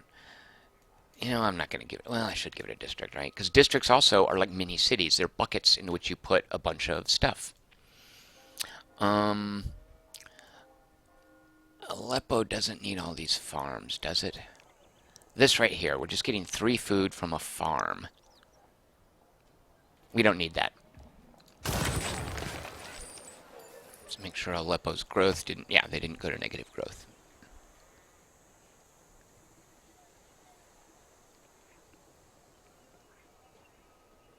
Big Herb says you have to wait a turn to level up the apostle. Oh, right, like the little upgrade tree. Like where it gets its veterancy bonus or its little level up skill tree. All right, these Mamluks did their job. Oh, here we go. Should we bother? Let's go ahead and... Do we have something garrisoned in Damascus? We don't. Where's the city center? Because of this little isometric view, there's the city center. This Mamluk can fortify there. The pikemen can fortify there in Cairo.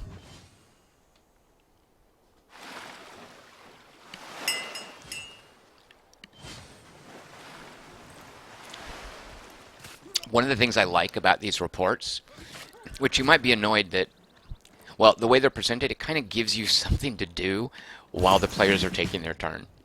And not really something to do, but it like dribbles out little bits of information, which I kind of appreciate. In a game like Europa Universalis, where it's running in full time, you have a window down here, and all these irrelevant messages are just scrolling up, and you learn to just ignore that. The fact that while I'm waiting for the computer to take its turn, I get little like headlines about what they're doing. I find that cute. All right, so here's where the apostle leveled up. Yeah, promotion. So, oh, these I didn't realize. I guess I hadn't promoted them up enough, or I just. So these are random. That's awesome. Although I think I've always seen this one. Is it just that this one's random and this one's always fixed? I don't know. Plus one in religious strength in combat. All right, we're going to take this, but we're also going to burn this guy because, oh, whoops. You can use him up to add new bonuses to your religion, which I think I'm going to do next turn. This missionary, where do we want to send him? What is all this filthy Hinduism doing over here? Let's get that out of Amsterdam.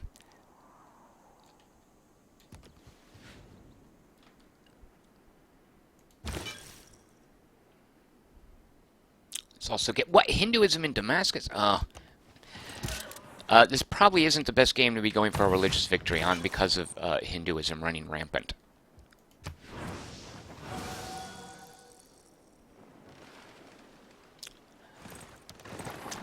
I like that your trade guys are named. If I was to actually look at one of these trade windows, would it show the guy's name? Church and state, soul and body, God and man are all one at Mont Saint-Michel. And the business of all is to fight, each in his own way, or to stand guard for each other. Why would Ned Stark be telling Bran Stark about Mont Saint-Michel? I've actually been to Mont Saint-Michel. It's really cool. It's basically a monastery out on a tidal flat. Like it gets cut off from the mainland at high tide, which is a really cool thing. What does Mont Saint-Michel do? We just had this wonderful, not one, it's a wonder movie. I kind of like that. It shows you the model, which is cute and intricate and nice. Where's the information about what it does? Why doesn't it tell me what just happened? This is terrible. But it's not, because look, here's your tooltip. All apostles you create gain the martyr ability, which is really cool. Maybe we'll get to see what that does. In addition to a second ability you choose normally. Oh. I'm not sure I realized that's what I was getting. All apostles gain. All right. So martyr ability, well, we'll find out. What is it? Oh, yeah, okay. Check out my great works. I have this, a stone of scone. What the heck is that? Wait, this wasn't created by a martyred apostle. This was created by Joan of Arc. Like, I could kill her, and I got a relic out of it. So you can exhibit these things in places, and they give you bonuses. I'm getting faith in tourism from this stone of scone. When an apostle dies, or when any religious unit with the martyr ability dies, he leaves this behind. Okay, a gallery. All right, so that's the equivalent of I guess the leader animations there.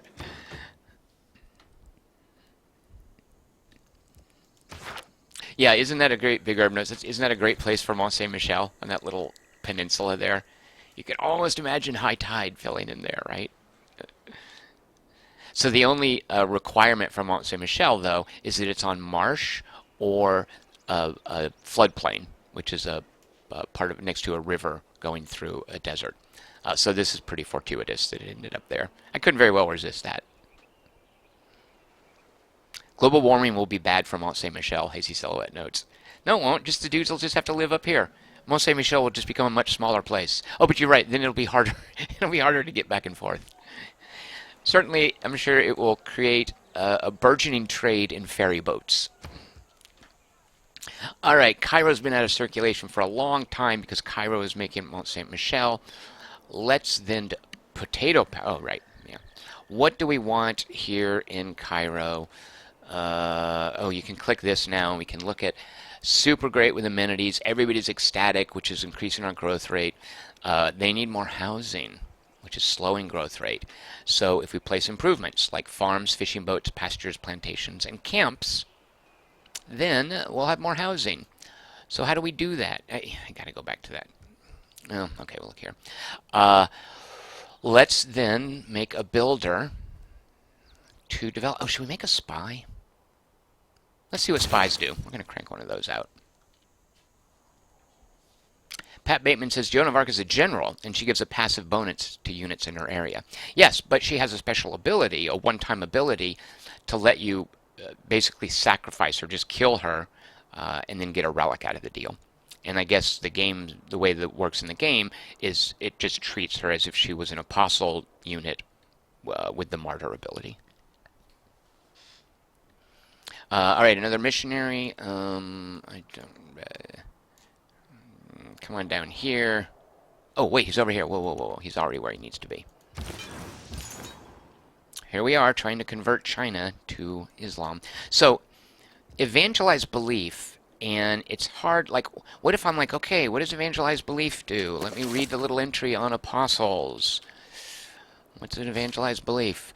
It doesn't tell me anywhere. Oh no, it's annoying. Where you find out what evangelized belief does is, again, religion is so poorly documented here. Here you go.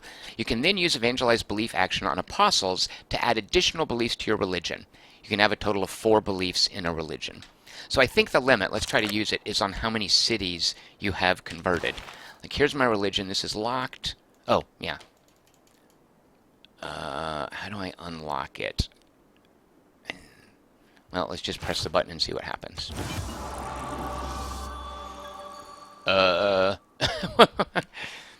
Now did it... Oh, good, good. Okay, yes. All right, so I get to... It's locked, I guess, because I didn't burn an apostle. All right, so here's a big old... It just dumps a bucket of choices in your lap, and it's like, hey, pick any one of these. Oh my, okay, what do we want? The thing is, at this point in the game, I'm playing on default, and this is so endemic to Civilization games. It's kind of mop-up. Like, I have the highest score. I guess I just need to head off the victory condition from any of the other AI guys. Oh, here we go. Itinerant preachers. Let's do something to help us push back the tide of Hinduism. Religious spread from adjacent city pressure is 25% stronger. Boosted to 50% once printing is researched. I like that. Oh, called Scripture. Your religion's pressure never drops due to losses in combat. All right. Religious units ignore the movement cost of terrain, whatever. Religion spread. I don't understand this distance thing, but maybe we should go for this.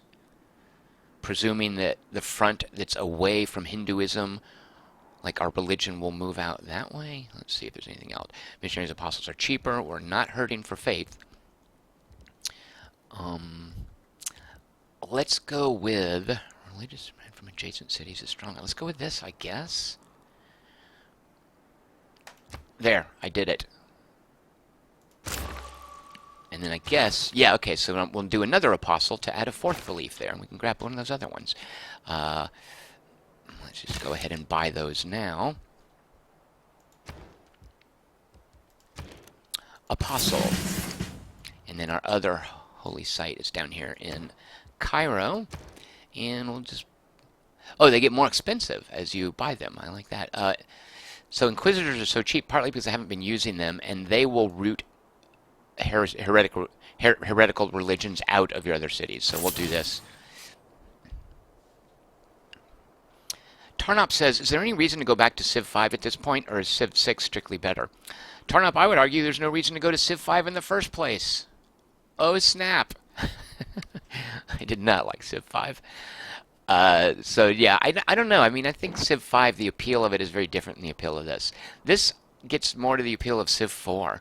Like all the detail, all of these numbers, all the little interlocking systems with their relationships being clearly displayed, using numbers to encourage this little intricate interaction with the game. The real question, and this is something I want to explore in the next few weeks, is there any reason to go back to Civ 4? I mean, there is, but what is it like going back to Civ 4 after spending a lot of time with Civ 6? That, to me, is the closer point of reference. Tom MC says he was tempted to grief me for Request Wednesday by voting for Civ 5. Certainly a legitimate thing to do. If you want to see me bitching about Civ 5 for 2 hours, I will do that. Don't think I won't.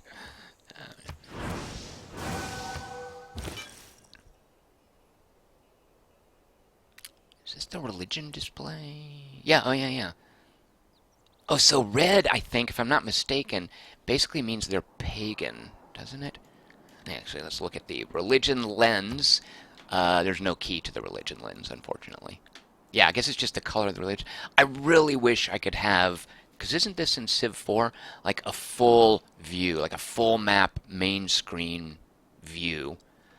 I guess this works. Oh, I'm not sure I realized that the lens also applies to the mini-map. Let's look at continents. Doesn't seem to be showing on the mini-map. I'm not...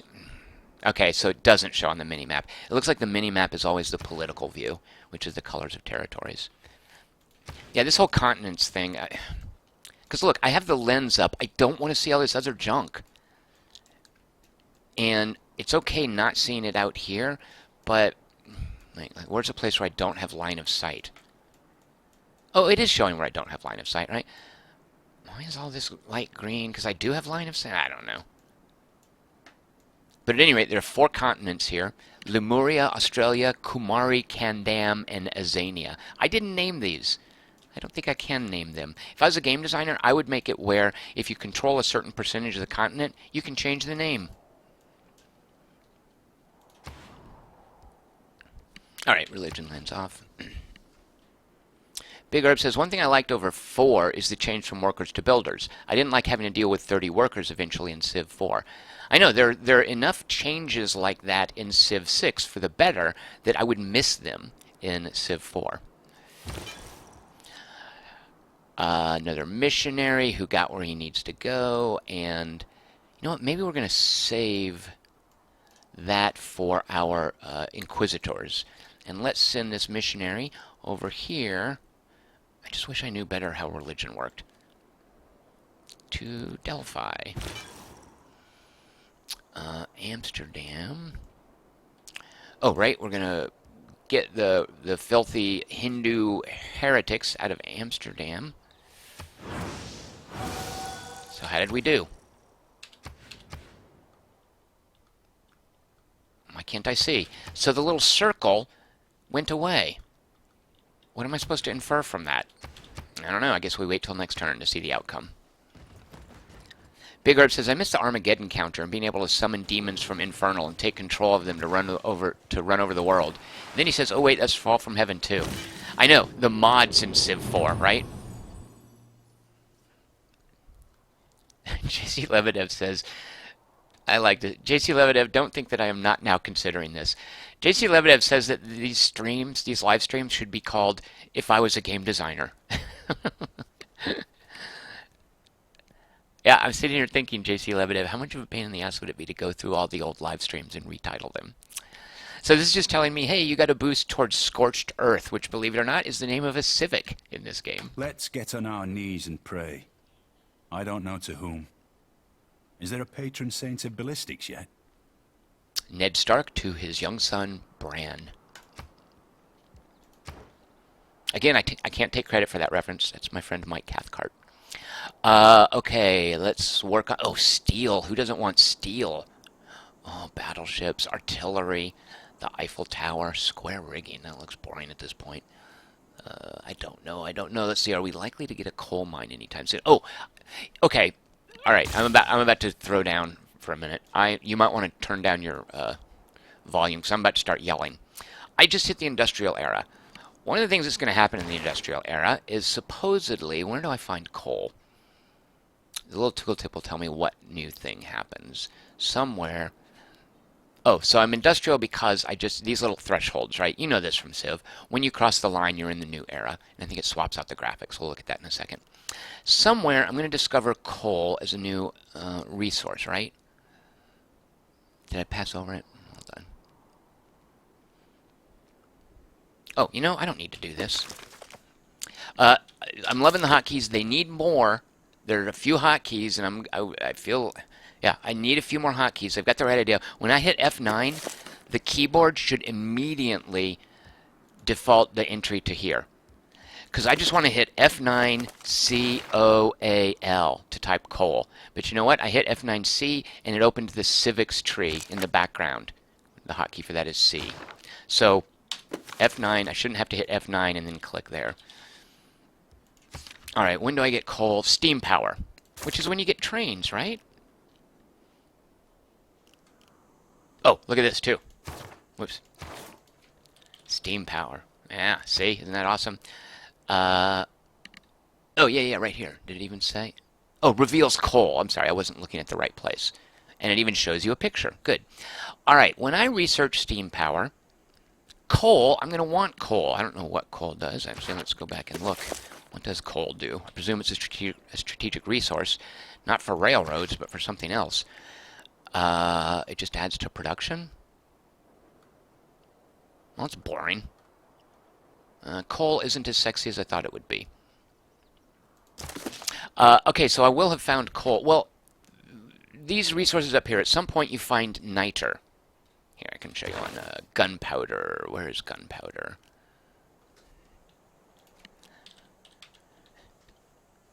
Gunpowder. Oh.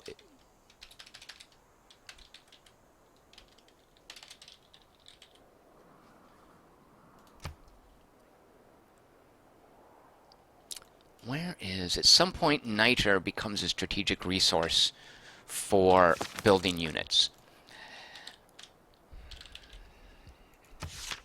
Niter, there it is, unlocked by gunpowder. Well, that's what I was looking for. Where the heck is gunpowder?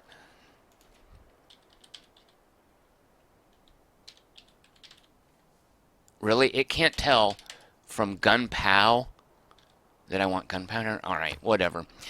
So gunpowder is, I've already researched it. Well, wait, it reveals, oh my god, okay, here's why I'm mad. Niter should now be revealed.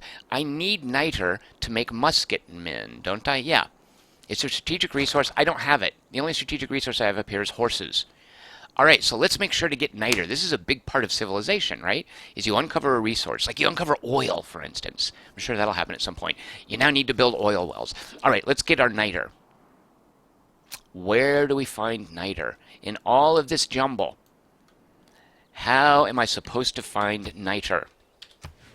Am I supposed to scroll around and look at all of these little things for niter? Really? Because in Civ 4, there's a view that you can look at a huge zoomed out view of the map, and you can just have on these resources. I guess I could do this and watch them where they're flickering. See, there's niter right there. Let's. Okay, this works. Good lord, stupid Vilnius with all those units there. I hope this isn't giving anyone epilepsy. Is that niter in Amsterdam? Yeah, there's niter. So Amsterdam. Can I set... Oh, it's not in their borders. Amsterdam, grab that so that I can then get it from you. Alright, where else is niter?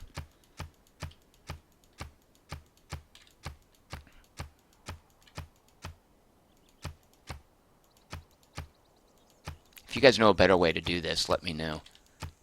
Oh, Big Herb said... Oh, yeah. Hazy Solid and Big Herb say you need... Oh, and Pat Bateman. You need coal for units that need iron. Like ironclads. Very good. I'm glad to know that. So coal has gone back to being a little bit sexy.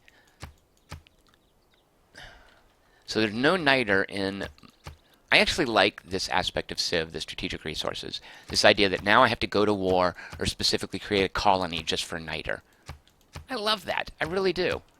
Some people might think that's annoying. Like, oh, it should always put niter in my borders. No, you should have to go out and get it. That's the history of civilization, right?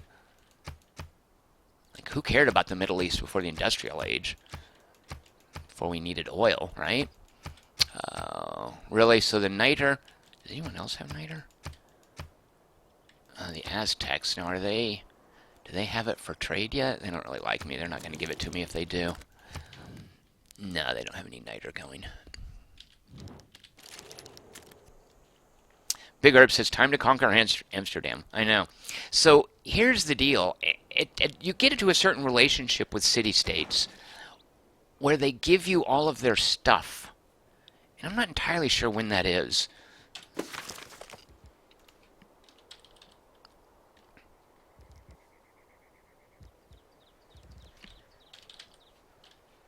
Look, I put the hyphen in there. Doesn't it? Oh, good lord, really? Uh, okay, I know how to communicate with them. How do I get where they give me all their stuff? Alright, I know this. There is a manual with this game that is mostly... it has a lot of pages, but it does not make good use of those pages. It's a 165-page manual, but really it's about a... I'd say as far as useful information, it's about a 40-page manual. There might be something in there about how to take over city-states.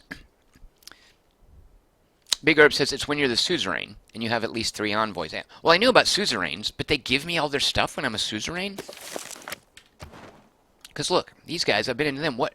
So is Vilnius everything that's being harvested in Vilnius? Because I don't have diamonds.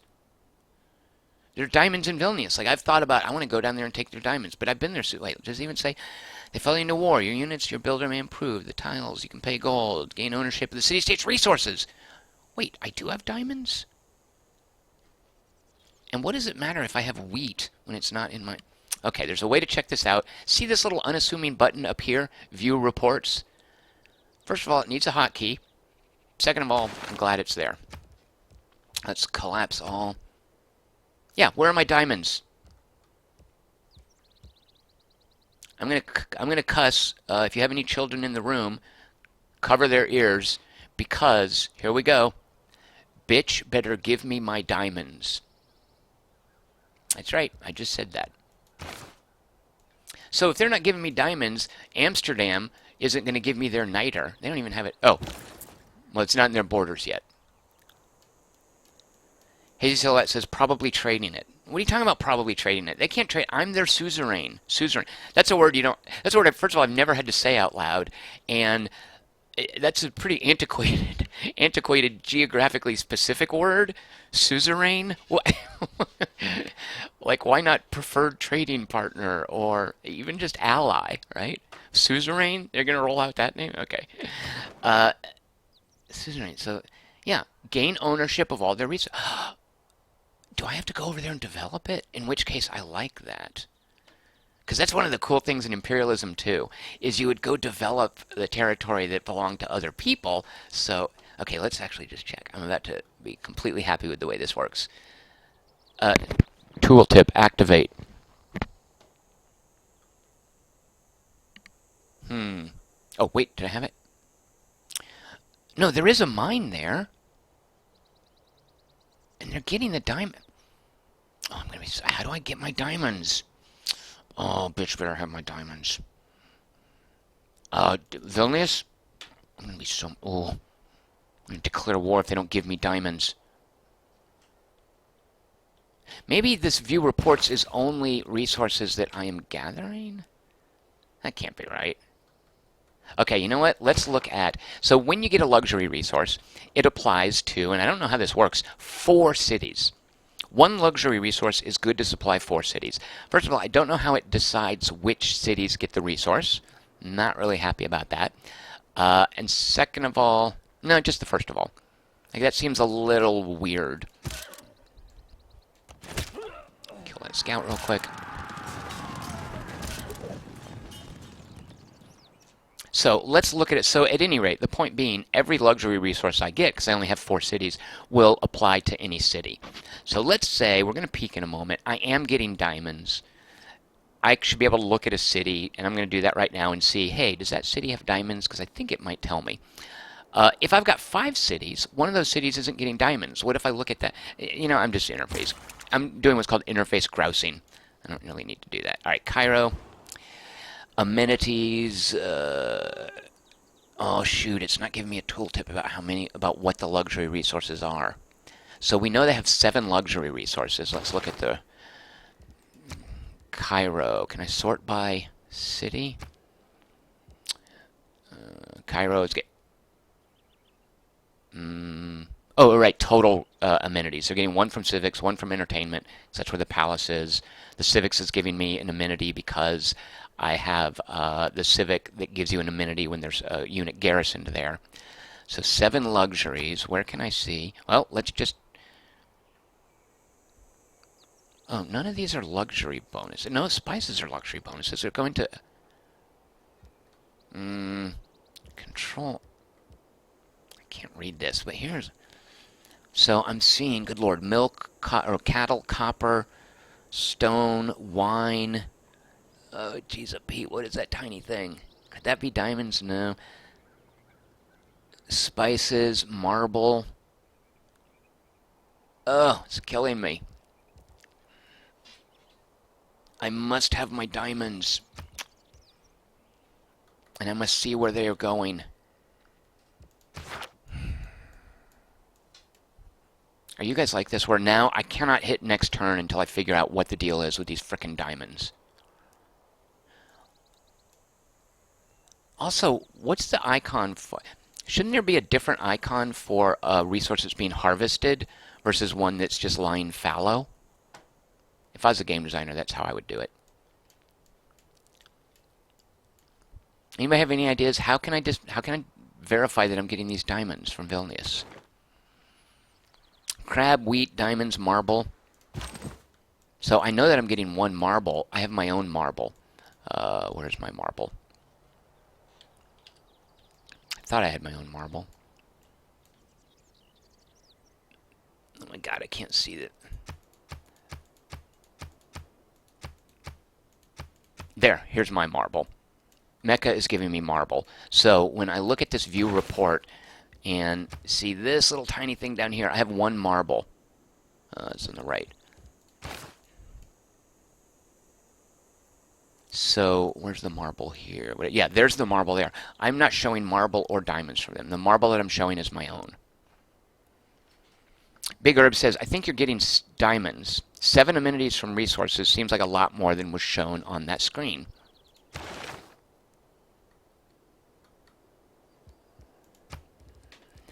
You're absolutely right, right? Like, I've got cattle, copper, stone. So wine, silver, spices. Marble's a luxury amenity, right? Oops. Shoot, I just hit return.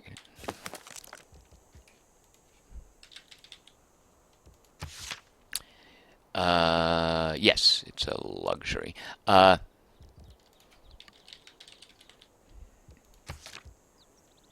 I get a list of resources? Seriously? Nothing on luxury? Alright.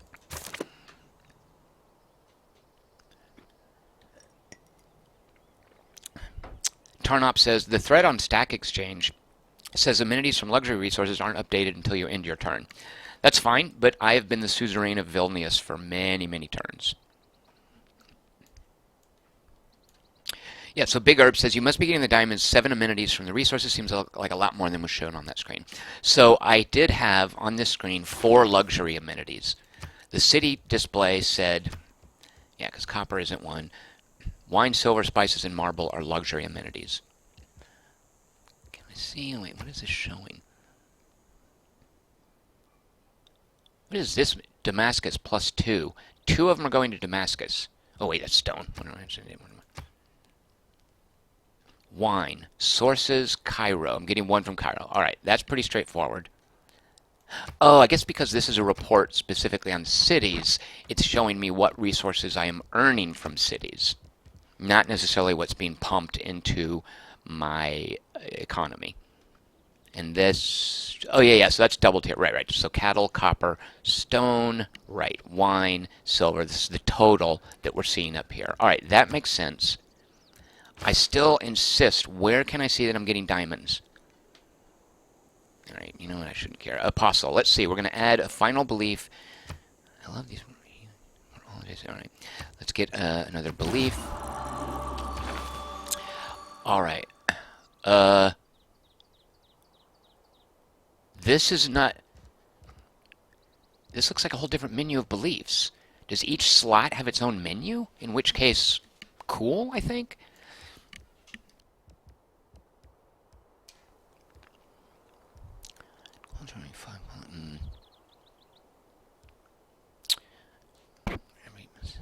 Okay. Don't need gold. I don't really... Type bonuses from city-states following your religion are more powerful. Type bonuses. Oh, well, we'll be awash in gold with that because of Amsterdam and whatever our other financial city-state was. So, earn campus or commercial hub district. Each campus or commercial. So each science and money district gives me extra science and money. I don't know. These aren't as sexy as the other ones. I want to take one from the third slot. I guess we'll do this. Papal primacy, and that will mean our city-states just give us all that much more stuff. Hazy Silhouette says, can you select active trade agreement? Oh, can you see active trade agreements? Do you have any? Yes, what you can do is under, is it here? I can see here are diplomatic deals. I don't know about trade agreements. Oh, trade agreements. I see what you're saying. Very good. That's maybe where that should be. Here are my, why do I only have 3? Here are my trade routes. So those aren't trade, yeah. That's not incoming stuff from city-states, though. Like, seriously, that should be somewhere on this screen. Although it is, actually. It's telling me here I'm getting the diamonds. Alright, well, I do believe this idea that, as Big Herb said, there are way more amenities. I'm getting 7 amenities, luxury amenities in a city. I only show 4 on the other place, but it would be nice to see somewhere that I have diamonds. Oh, let's look at, I know, let's look at a diplomacy screen. No, look! Where are my dang diamonds? Oh, I'm so mad. Because if they're giving me diamonds, I should be able to trade them away. I'm about to uninstall this game. I demand my... Oh, wait. We need to also be suzerain again of Amsterdam. Wait, what? Oh, yeah, we just need a 7th. All right. That's another thing, is this doesn't show me when I move it up to 7 that I will then become suzerain. I would have to go back into the screen to see that. Now we're suzerain. Am I even pronouncing the word right? Suzerain? Suzerain? Yeah. Alright, who do we want to work on next? I guess Stockholm for science. Or do we want to get some culture from... I feel like Stockholm is close enough to me that I want to get in good with them. Let's see, who else is? The Aztecs? Yeah, let's go ahead and take Stockholm from the Aztecs.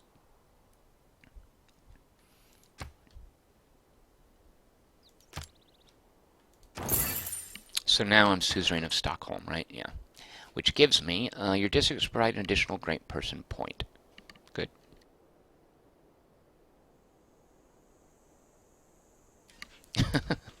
Rocket Monkey calls the game Civilization 6, The Search for Diamonds.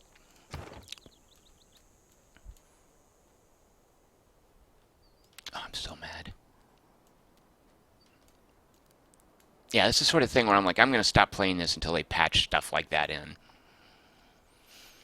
Alright, missionary needs some orders. Yep, he's right next to Longji. We'll spread religion. Spread religion. Inquisitor, let's send him to, yep, Amsterdam.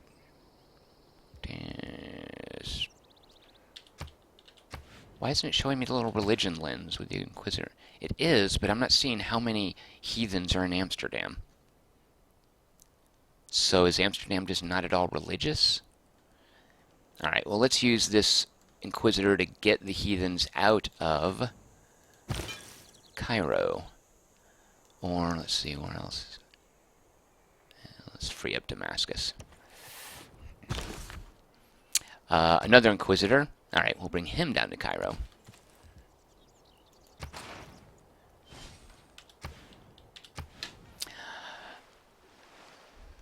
What was that? Roads upgraded. Industrial road unlocked. Oh! Oh, that is kind of like trains. I wasn't aware it did that.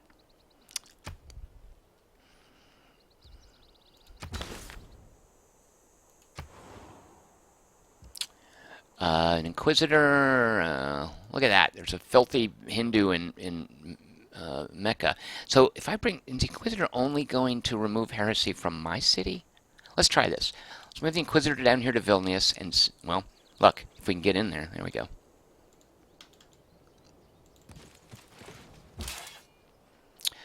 Mamluk has promotion. Here's the little tree. I think these are unique for each unit, if I'm not mistaken.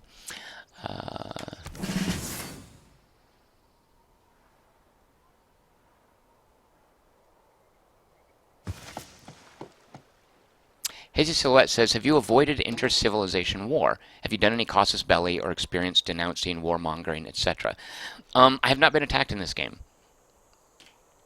There was that stupid Civ thing. So here's Vilnius. China is, or no, I'm sorry, India is kind of sprawled up here. The Aztecs were right here. So Vilnius was kind of like, if you look at this map, it's like a four-leaf clover. Like Vilnius is at the very middle, Aztecs, China, the Indians, and me over here. Here is, yeah, this little bit right here. Oh, no, here's Spain back here, right?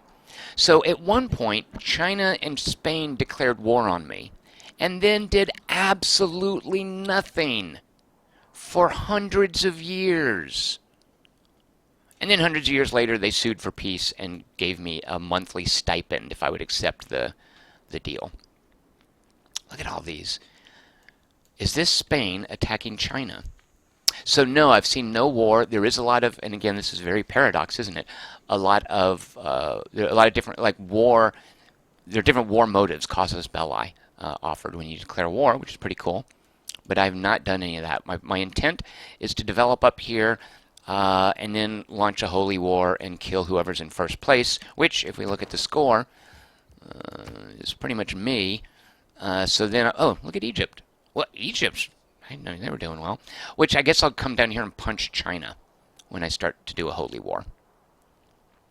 Although this is actually worrying. Oh, okay, he's got one. He lost one. I guess we took. Look at this. 3 out of 8 civs. Is he no longer a Hindu civilization? Have we knocked the Hinduism out of him? That would be funny. Big Herb says there's an issue with the religion view. It doesn't show the circle unless a major religion has majority view. It also, I think, Big Herb, partly what's going on is it doesn't show the circle when there's a change. When you apply religion pressure, which are those points, and good lord, I wish there was more information about it in the game, I think the circle goes away because it's in flux. Like anytime you affect the balance... No, that's not right. You might be right, Big Herb, about... unless it has a major religion and majority rule, it doesn't show a circle. Because that was a big problem for me converting a city-state to my religion, is I would send a guy down, there was no circle, so I couldn't see what religion he belonged to, and I kept sending missionaries down and popping them off, and nothing. Repeatedly, they were doing nothing, and then eventually this showed up. And if you look, too, where's someplace, like, look, Stockholm, no circle. So they don't have a major religion. Are the Incas here just wide open for a little bit of Islam? Oh, in which case we should float some missionaries over there. Yeah, it's hard to sort of sometimes wrap your head around this idea that if I give a missionary a waypoint over here, he'll get in the water. He'll float over here and get out of the water. So yeah, there's some population over here that's ripe for Islam. Let's start doing that. Look at this, Rio de Janeiro. So this isn't a religion. This is a like a basic, like a pagan belief. Look at all that I haven't explored. I love when the maps wrap around.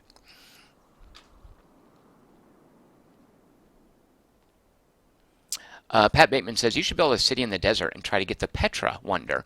It gives huge bonuses to desert tiles. How can I see who has or where the Petra Wonder is? That's an excellent question. Let's say I need to conquer the Petra Wonder, that I really want that. One way I can find it is look here. Good Lord, like here's the Great Wall, obviously. That one's easy to see. Let's look at Mont Saint-Michel. Well, actually, it's not going to show. Well, yeah, there's Mont Saint-Michel. Not easy to see. It just looks like a crowded district. Actually, no, that reads. That reads for me. So, how do we find Petra? Great Barrier Reef, I just know, because that, that looks like something from Infested Planet. What is that? Oh, the Hanging Gardens. Oh, and obviously Chichen Itza. Alright, so let's say I wanted to find Petra, or see if it's been built. Well, I guess first of all, you could go to a city and then see if it's an option. Which I am guessing... Wonders... Petra's not available. Oh, and you can also, of course, do this. So it unlocks with mathematics. Yeah, pretty simple. What does it do? Oh, all desert tiles for that city. Right, that's very cool. All right, so let's say I want to find Petra. Can I actually look at the diplomacy things? Does it tell what wonders they've built? Wonders started. And all this information, by the way, where do I see this? Do they pop up in gossip items? Like trade deals enacted, where I guess these are under gossip items. All right, so is there anywhere I can see like what wonders she has?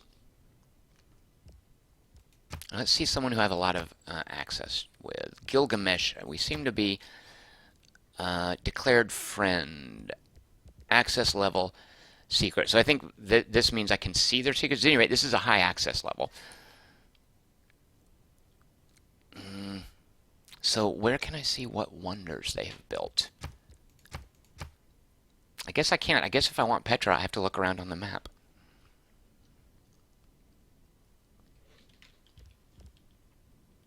All right. Because if is this the Great Lighthouse? No. Like if it's built, don't I get a message that shows me where it was built, or maybe not? Because otherwise, wouldn't I have little holes here in the map where great wonders were being built? Yeah, that might be like trying to find diamonds. Is where's Petra? Where's a great wonder? Yeah. So there you go. There's some Civ 6. So far, I'm really happy with it. I'm still on the... What's the leeward side? Is the leeward side with the windward side of the Chick parabola, which is where, as you're learning a game, you're super excited to learn all the systems and to see how they fit together and the rules, and it's all kind of new and cool and fresh for you. But then you go up this parabola of enjoyment, and then it peaks, because at a certain point you then see, wait a minute, the AI can't handle this. It has terrible AI. It's not using the game's design, at which point your enjoyment plummets. So I would call that the leeward side of the Chick parabola. I'm still on the windward side of the Chick parabola. I'm ascending that sort of a fun arc, that rising fun plot point over time. So far, I'm quite enjoying it. Let's see. Chris Markson wants to know if there's a report that would list wonders that have been built. There is not. I'm almost certain that that's in Civ 4, I believe. Tarnop says apparently the automatic distribution of amenities is to the 4 unhappiest cities. Okay, I like that. That makes fair, because otherwise, that's where you would send them, right? Big Herb says, nah, it shows it'd just be grayed out. Big Herb, do you mean wonders?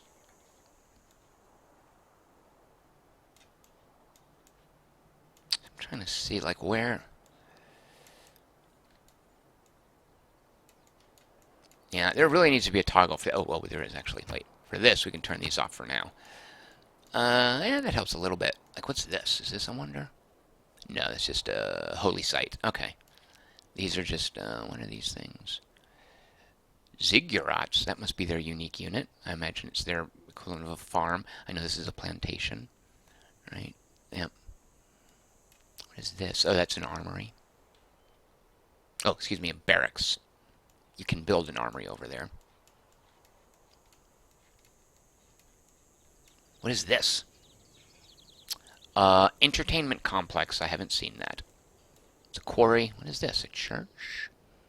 A holy site. Oh, how quaint. Shrine, temple, meeting house. I wonder if meeting house is uniquely Chinese. It doesn't sound like a Chinese thing. Oh, look here. There's a sphinx. What? 2 sphinxes? I think that's a unique Egyptian building. Not necessarily a wonder. Oh, 3. Good lord, this place is lousy with sphinxes. No wonder Egypt's doing so well. They're doing a sphinx rush.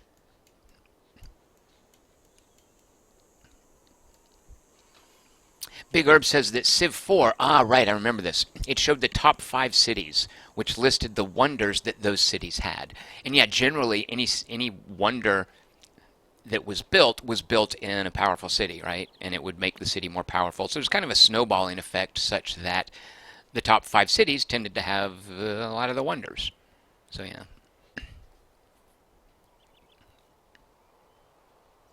Hazy Silhouette says, I like the mid-game play watching. Nice if you could do that with more Wednesday requests, not just the first 1 hour impression. I could do that with games that I know. Excuse me. But like Adam Zombie Smasher, I know that very well. But if something like that Putin Strikes thing had been chosen, I don't know that game. That's definitely going to be a first hour impression. Shinzen IO. Yeah, a programming game. Yeah, the best I could give you there is a 1 hour impression. Chris Markinson wants to know the plural for Sphinx. Hazy Silhouette says the plural for Sphinx is sphincter. Hey! So, thank you guys so much for watching. Yeah, this is not a 1 hour impression. I've been banging away at this. I'm really angry at it now for a couple of things, but for the most part, I'm quite happy with it. Join me Wednesday at 6 p.m. Pacific for some Atom Zombie Smasher. Friday, I'll be live streaming, I don't know what. Gosh, maybe more of this. We'll see. You can find me on Twitter at QT3. You can find stuff I write at quarterto3.com. You can find my Patreon campaign at tomchick/Patreon. No, whoops. Patreon.com/tomchick. Don't have my own domain just yet. And you can find me here Mondays, Wednesdays, and Fridays at 6 p.m. Pacific. Thanks so much for watching, and I'll see you guys at the next stream. Cheers.